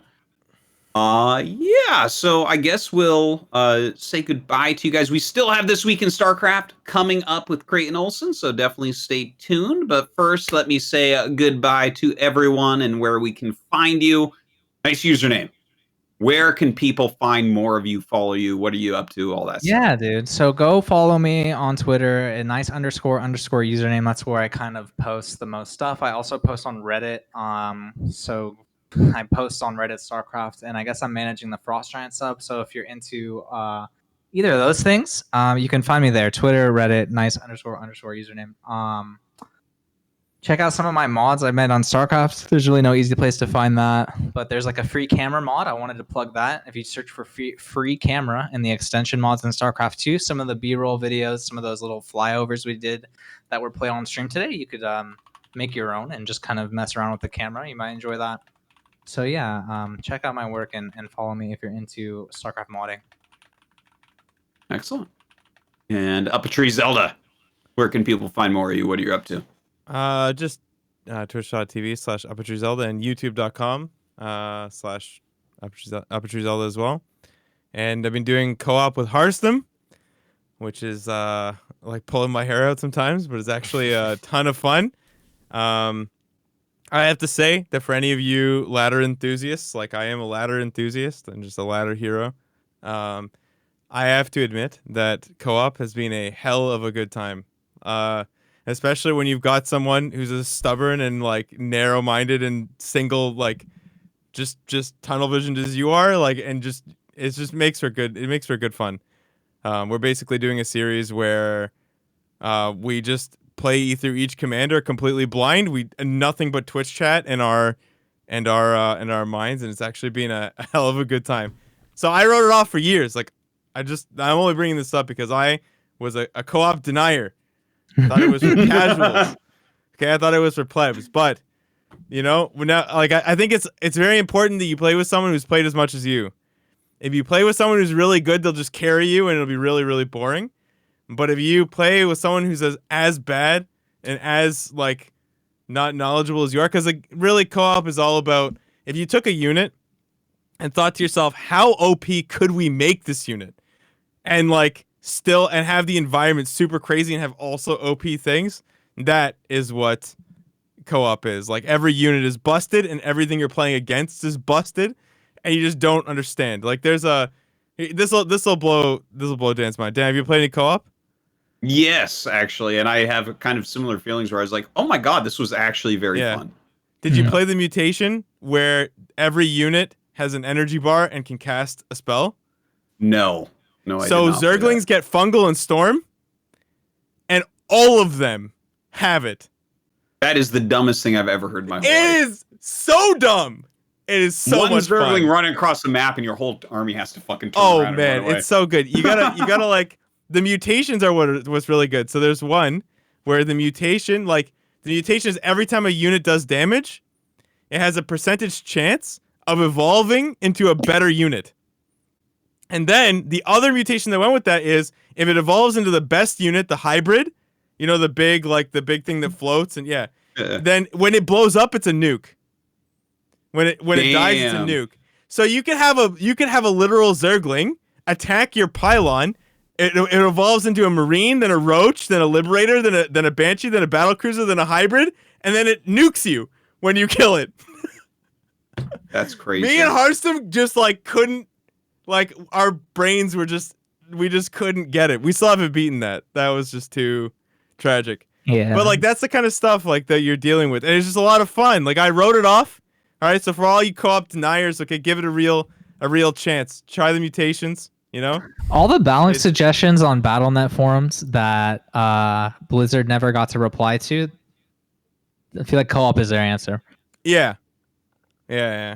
Yeah, they probably just took them all, and they're like, "Oh, so Storm's really broken. That's sick. Okay, so it gives Storms to Zerglings. This would be great." Yeah, who the can we give devs- Storms to? The devs go off in co-op. Like it is Yeah. worth checking out if you never played it. Like a lot of stuff is in there that you just be like, "Whoa, I did not think you could do that." It's good. It's a good time. Excellent. All right, and ViBE, what about you? What are you up to? You playing co-op? I actually did play it before a long time ago, but I haven't played it in the last like couple of years. Okay. What I've been up to lately is I've been making another BetGM series, and it's been a long grind due to the MMR problems that have happened recently with ladder. So it's definitely extended the series. Like I'm literally making videos that are 10 hours straight, and it's fucking exhausting. I bet. But like that's what I've been doing lately a lot in the stream, and I'm always streaming. So the best way you can find out what I'm doing if you want to check out more about what's going on, you can check out my Twitch channel, which is just twitch.tv/ViBE_LOL. And that has just links to like everything else I do. So if you stop by and you actually like it, you can check out everything else I do there. And yeah, I'm literally live like time zones in terms of like North American time zones. We're talking like evenings to nighttime almost every day. Nice. And last but certainly not least, Astrea, what are you up to? Where can people find more of you? You can follow me Twitch at twitch.tv/theastrea. I actually streamed 3 times recently, but all of them were at like 3 a.m. So I don't know. Yeah, but follow me anyways. Maybe I'll stream more. And you can follow me at Twitter too, but I don't really tweet that much, so maybe you don't want to. Damn, really selling yourself there, man. All right, everyone go follow him and give him some love. Maybe he can get on a little bit more. I got one Yeah. last thing. I'm sorry to No, go right ahead. I forgot to add on to the end of my speech here, my little soapbox. But basically, I just want to say, it's a huge honor. Basically, I got to move in with Cobra. Cobra's like over in the other room. I could go mess up this whole show real bad if I wanted to. So like this, like my life, especially over the last few months, has really changed just for me personally. Like I'm living with Cobra. I quit my day job. I am doing some of the editing for ASL. Like my life has started to sort of shift to like doing what I love doing. So I just want to say thanks. Like I couldn't have done it with all the support I've got from StarCraft community. So God bless you guys. That's it. Yeah, he's killing it, guys. Thanks. We're keeping him super busy, no doubt about that. Yeah, thank you, man. There's for doing Cobra. that. This is the man right here. Yes, Mm. and a big thank you to Cobra and the whole Pylon Show team. We're not done yet. We still have This Week in StarCraft, always put together by the lovely Alessander. And Creighton will also be taking us through there. So let's go ahead and go to that. Thank you guys for coming on, and we'll see you next time. Thank you. See you guys. Bye-bye. Hey kids, welcome to This Week in StarCraft. No, I'm kidding. Can you imagine? Jeez, that'd be annoying as shit. Hey guys, what's up? It's This Week in StarCraft. We got a bunch of stuff going on. Let's talk about all these awesome events in StarCraft 2 and StarCraft Brood War. Oh, it's a great day to be a StarCraft fan. A great week to be a StarCraft fan. Of course, every week we feature 3 or 4 major events that are going on. This week, no surprises, the ESL Open Cups, the GSL, and the Africa Star League. Basically anything that is letter, SL, season something, we're on board. We're on board with it. Of course, the ESL Open Cup's happening every single Monday. Actually, ESL Open Cup Korea has moved to Sunday evenings here in the Central Time. I'm not sure what time it is for you, but check the Liquipedia page for the updates here. They no longer clash with the GSL that's also moved its dates. ESL Open Cup Korea Zest beating Parting 3-1, and this is about the 10th tournament I've seen with 6 Protoss players in the round of 8. We got to do something about that, guys. ESL Open Cup EU, still pretty Protoss favored, 5 out of 8 in the round of 8, but Clem takes revenge. He and Marine Lord diving pretty deep there. Very well done by Clem. And of course, in the North American Cup, let's see, what's the furthest a North American player got? Nina and Pili Pili in the round of 8. Oh, and Jim Rising in the round of 8 as well. Whew, North America. Come on, kids. And again, 6 Protoss in that round of 8. Ooh, did Pig beat Mixu playing random 2-1? Woo! Pig on fire. I think that's just called barbecue, but delicious. Good work for Pig there. But more importantly, good work for MaxPack, who I don't think I've seen win one of these ESL Cups in a while. Good game, kid. Of course, the GSL Code S is clicking along right now. Bunny, Hurricane, Maru, Dream, Rogue, and Inno have taken to the round of 8, and we got one more group left to go tomorrow morning, bright and early. Group D, Trap, Armani, SOS, and Zest going at it. Look at all those handsome boys down there. Oh, all of them looking real good. All of them looking real good. The AfreecaTV Star League Season 11 has returned. Snow, Sharp, Shuttle, Bisu, Mong, and Mini. Moving on to the round of 16. Group D just finished up there, and it looks like we're moving on to the round of 16 sometime soon. Some more exciting information, of course, about this ASL English cast a little bit later in the segment.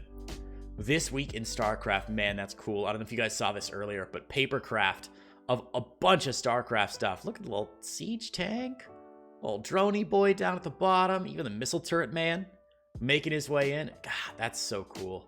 I wish I had a scrap of artistic talent. Cool stuff. Alexis Barbieri. Wonderfully done.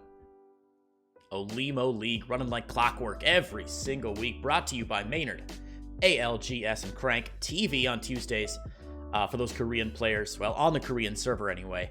And good to see this tournament still thriving. Zest beating Beyond. And more recently, Dark 3-0ing Ragnarok in the most recent iteration of the event. So well done by Zest and Dark. Ladder Heroes had to take a break this week. Mio Micah has broken Fear Dragon's bot. He's won too many times in a row. It's like Zap Brannigan, where he's like, I realized the robots had a pre-programmed kill limit. It's Mio Micah. Except it's Fear Dragon saying, I realized that the bot had a pre-programmed win limit. I'd simply let Mio Micah win 17,000 weeks in a row, and then the bot would shut off. Hopefully we'll get that bot back very shortly. Mio Micah still on top with Trigger. Hot on his heels. Big week for Trigger. Sentimiento Latino, everyone's favorite Spanish language tournament that Artosis cannot pronounce. Of course, English cast provided by the Cranky Ducklings, Spanish by Grizzly, and I think it's Portuguese by Cosmos as well. Looks like Eric took out Terran, the best named player ever for a caster, because I don't have to think about what the Terran's name is when he plays. It's just Terran. It's great. Also, there was I remember a Zerg or a Protoss player named Zerg a while ago, and I was like, fuck that guy. Terrible. Anyway, Eric beats Terran in a Brazilian showdown. Chaos Fate and Tabo left behind in the quarterfinals. Battle of the Americas. Who won this week? North America! Nina! Taking the win over Terran in the finals, but Terran with another finals run. Good work, Nina. That was last week's results. Apparently this week's results, Trigger winning again for North America over Jim Rising. Damn, Trigger. Excellent work.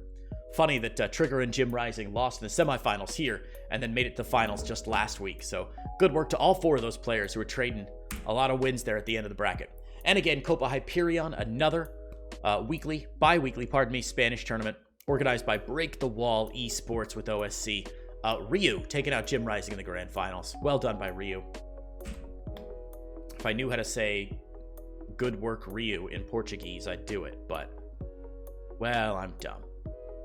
Cristianer takes out Mixu in the CSO Cup. A clean run from Cristianer, by the way. Look at that. Firestars hopped Ashbringer and Mixu. Not a single map dropped. Mixu with a pretty good run, though, as well, over Poppy and Koss. Good work. Good work, guys. This is open to all players, of course, and CSO, that South African esports organization. They've been putting on a lot of Challenger Cups. It's good to see their hard work being rewarded with good players entering those events. The OSC King of the Hill Weekly. It's been a volatile couple weeks for the OSC King of the Hill. We haven't had a run of a player with, 5, 6, 7, 10, 20 wins in a row. So it's time. Where is Euthermal? Where be thou? Mark Schlappy. Wherefore art thou Kelliger? Clem, Bly, all those big names. Looks like nobody able to muster too many wins. Vanya in week 63 and Max Pax, the faceless Danish kid. They're in number 64. Now, the OSC King of the Hill Weekly has actually moved dates, so please do check the Liquipedia page, check the TL.net calendar. Eddie over at OSC is really good about rescheduling that. I'm not going to be able to host for the next month, so somebody else is taking over until May. We got the Friends Star League playoffs, day 2. Looks like Spaghettio took out Criminal in the Code A finals. Dark Menace then took out Spaghettio. And then the Code S playoffs coming up soon with Dark Menace and Very Cool. This is streamed over on twitch.tv/KJFreedom. Excellent work by Carl JG there to get this event up and running. It's been a lot of fun to track this one. What started as the Family Star League is now expanded to the Family and Friends Star League. Also, Criminal legit looks like he's an extra from the Smooth Criminal music video. Look at that. The suspenders, or bracers if you're British, the bow tie, the sexy... Oh, he looks good, man. He is a smooth criminal. Psystorm StarCraft League Season 2. Ender and Bistork over Azure and Holden in Group B. For Jumi and Nux over Neo and Geohen. For Jumi making waves there, man. In a lot of events last couple weeks. Again, over on trovo.live/CarlJG, sponsored by Psystorm Gaming. Pro Bots Season 1. In the AI versus AI finals, Micro Machine lost to Tyr, TYR, in the grand finals. The second bot to win 2 seasons. Good work by Tyr and his creators. And then after the finals, there were some show matches. Looks like the Machines winning 3-2. Is that right? Yeah, Machines winning 3-2 with the humans, Michael and New Horizon, taking those games off of Tyr and Spudbot. Or pardon me, off of Ketrock and Micro Machine. Tyr and Spudbot. Oh no, I'm backwards. I'm sorry. Tyr and Spudbot. So the Machines lost 3-2. The humans won. Spiny, Damn Knight, and Orestius won against Spudbot and Tyr. Got it. Micro Machine beating New Horizon, though. Yikes. They're taking over, man. I, for one, welcome our new AI bot overlords. The 2021 NA Season Apprentice Season 2 is finished up, and we've got a winner. He loves pizza, but he loves winning even more. It's Starkiller, who took Prototype to a Game 5 in a ZvZ Finals. Excellent work by Starkiller. Congratulations to the Code A champion of the NA Apprentice. It's been a long season for those guys. Good to see the new format working out for them. Love the NA Apprentice, and of course, its sister tournament, the NA Contender, which is sort of the season, the Code S. Or pardon me, the players below the GM level. Right. So it's the one down. Reality beating Ward 4-0 in the grand finals. I cheer for him, but he beat players named Lasercat and Fletch. That's Fletch, F Fletch, by the way, in case you're wondering. So congrats to Reality, who made it to that grand finals and won pretty handily. There we go. Sorry. The NA Apprentice Team League also finished up. All those events sort of coinciding at the same time, with Team Alpha X taking out Team Exxon, Tale as Old as Time, Song as Old as Rhyme, Alpha X winning an NA tournament. Cast by Winter and Beowulf over on Twitch, and Enki in Spanish over on Trovo. Good work to the NA Apprentice, Team League, the NA Contender, all those events. Real cool to see. Really cool to see new leagues springing up and sort of finishing what they started. It's good for the grassroots scene, for sure. The Magikarp Masters Cup, of course, for bronze to 4,900 MMR coming up April 16th. My God, that's in 2 days. Sign up now on the challenge page listed there. Give them some money on Matcherino, guys. Support these low-level tournaments that help these players who can't really subsist on StarCraft but want to keep the scene going. Cast by Canuck. Give that guy some love. Captain Canuck's great. Nice guy. Real nice guy. The Alpha X Junior Championships continuing here, as Yakov, Ghosty, Optimistic, and Baby Marine moving on. Unreal. Just unreal. Next groups, Group A and Group B for the next series coming up, with 5-time champion Araj Fire eagerly awaiting Ghosty, Optimistic, and Sly Crab in Group A here in about 3 days. Check that out. If you want to see some young players kicking ass, this is the place to do it, guys. This is the place to get it done. The CSO Challenger League. Looks like Christianer 3-0'd Mixu, and again, Christianer. Oh, we've already had this. Same bracket as before. All right, this is on there twice. Thought it looked familiar. Yeah, did you guys see this? Yogscast played some StarCraft. What? Talk about a throwback. Fucking Yogscast. Unbelievable. Lewis and Duncan nuked each other silly. Unbelievable. But Lewis took the win there in the grand finals, coming up from the lower bracket, it looks like, over Ben. Fun to see some more popular channels doing StarCraft again. Maybe we'll be retro. It'll be like, you know how like your dad like still listens to vinyl records? he said as he looked at his large collection of vinyl records on the wall behind him.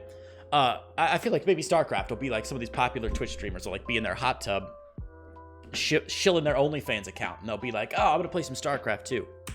For $15, you get a custom photo. For $25, I'll 1v1 you in a game of StarCraft. Sexy.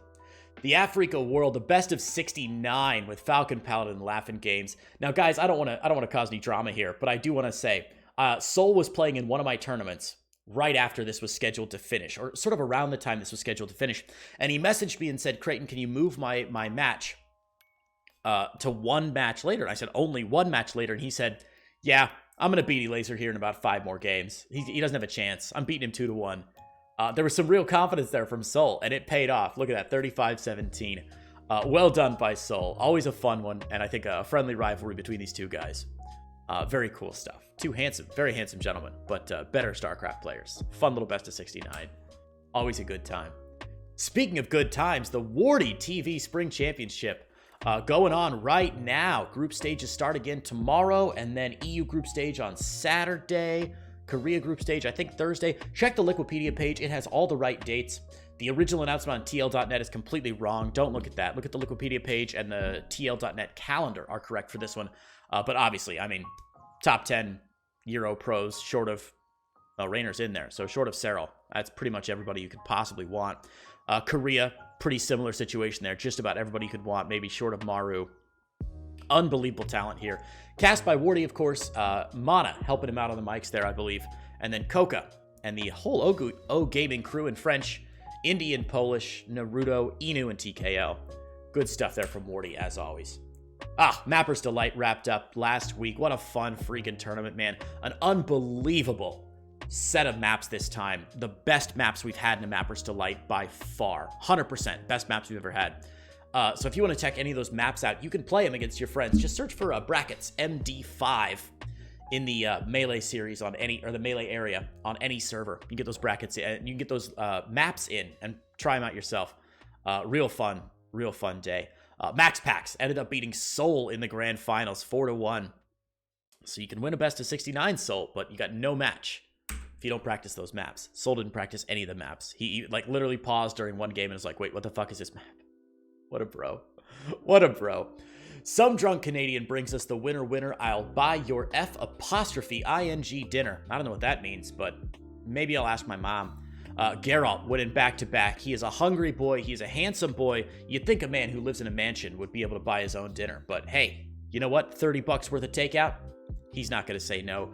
Geralt taking out Max Pax 4-0 in the grand finals last week, and 4-0 Bly the previous week. Wow, Geralt really turns it on for this dinner stuff, doesn't he? Damn. And continuing the food-themed tournaments, we got Geralt again beating Mixu and Nina. What? Geralt has won all 4 of the last 4 food-themed tournaments. Somebody check on that kid. He's winning too much food. He's a very real threat to food security of the StarCraft pros in this world. Destiny Star League starting back up. The Pro Division, the Elite Tier 1, and the Elite Tier 2 Division are all going on now. Tier 1 and Tier 2 start tomorrow. No, 2 days from now, sorry, Friday. And go through Sunday. That's going to be a great event. Check out Ask Sniper on Discord. If you can join in, sign up on Discord. Should be real cool. Coming up very shortly, guys. Yes, my tournament. One of my tournaments. Happening right now. We just finished Qualifier 2. Grand Finals was Bly versus Solar because Bly just 2-0'd Cure in the semifinals before that. We're going to qualify 4 players who win each qualifier, and then there's a points system as well. So then the 4 players who accrue the most points will go in to the round of 8. Grant co-casting with me tomorrow. Loco co-casting with me on Sunday. Don't miss that, guys. It's going to be insane. The winner gets an RTX 3080 graphics card. It's unobtainium. You can't win it, and you can't buy it anywhere else. You got to win it in the tournament. And then, of course, my tournament that starts next week, Spring Cleanup. We got a couple invited players. We got some qualifiers. And then we're going to have a fun little group stage. Group stage goes into bracket stage. And all the money we raise above the prize pool is donated to the National Alliance on Mental Illness. So May is Mental Health Awareness Month. And any money we raise over $1,500 going to go to NAMI. So I'm looking forward to that one. More information, of course, to come in in the coming weeks. Ah, look at those stars. Speaking, I love this. It takes balls to stand in front of a background that literally says StarCraft Legends, and then to sit in front of it and just be like, yeah, I'm a fucking StarCraft legend. What are you going to do about it? Artosis and Tasteless. Truly StarCraft legends themselves.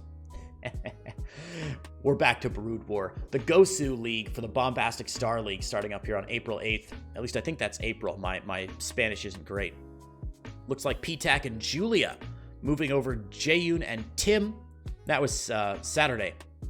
Coming up. Castered by Nyokin and Gypsy. We've had Nyokin on the podcast before on the show. And Terror versus Boneth in the finals as well. Good stuff. Good stuff. The Bombastic Star League, of course. Wait. Yeah, that's Gosu League. This is Bombastic Star League. There we go. Boneth in the lead still. And this is one of those cool ones where, yeah, we got all these players playing a big, long round-robin thing. So, Boneth currently 16-4-0, playing real well. The ladder stage going on right now. The Brood War G's Weekly. Oh my god, a random player, Bishop, tearing his way through the bracket, beating a bunch of these players. Well done by Bishop, who beat DeWalt in the grand finals. Wow, DeWalt's a pretty damn good player. Surprised to see Bishop doing so well. The best of the best, as we said. The best of the best here. DeWalt leading the standings right now, with Boneth and Dandy not too far behind. 12-man round robin. This is cool. This is the one where they win money based on the percentage. So there's like a prize pool, and then you win whatever percentage of the prize pool is based on how much your percentage of wins is. That's your percentage of the prize pool. So it's pretty cool. Every single game you win increases that chance.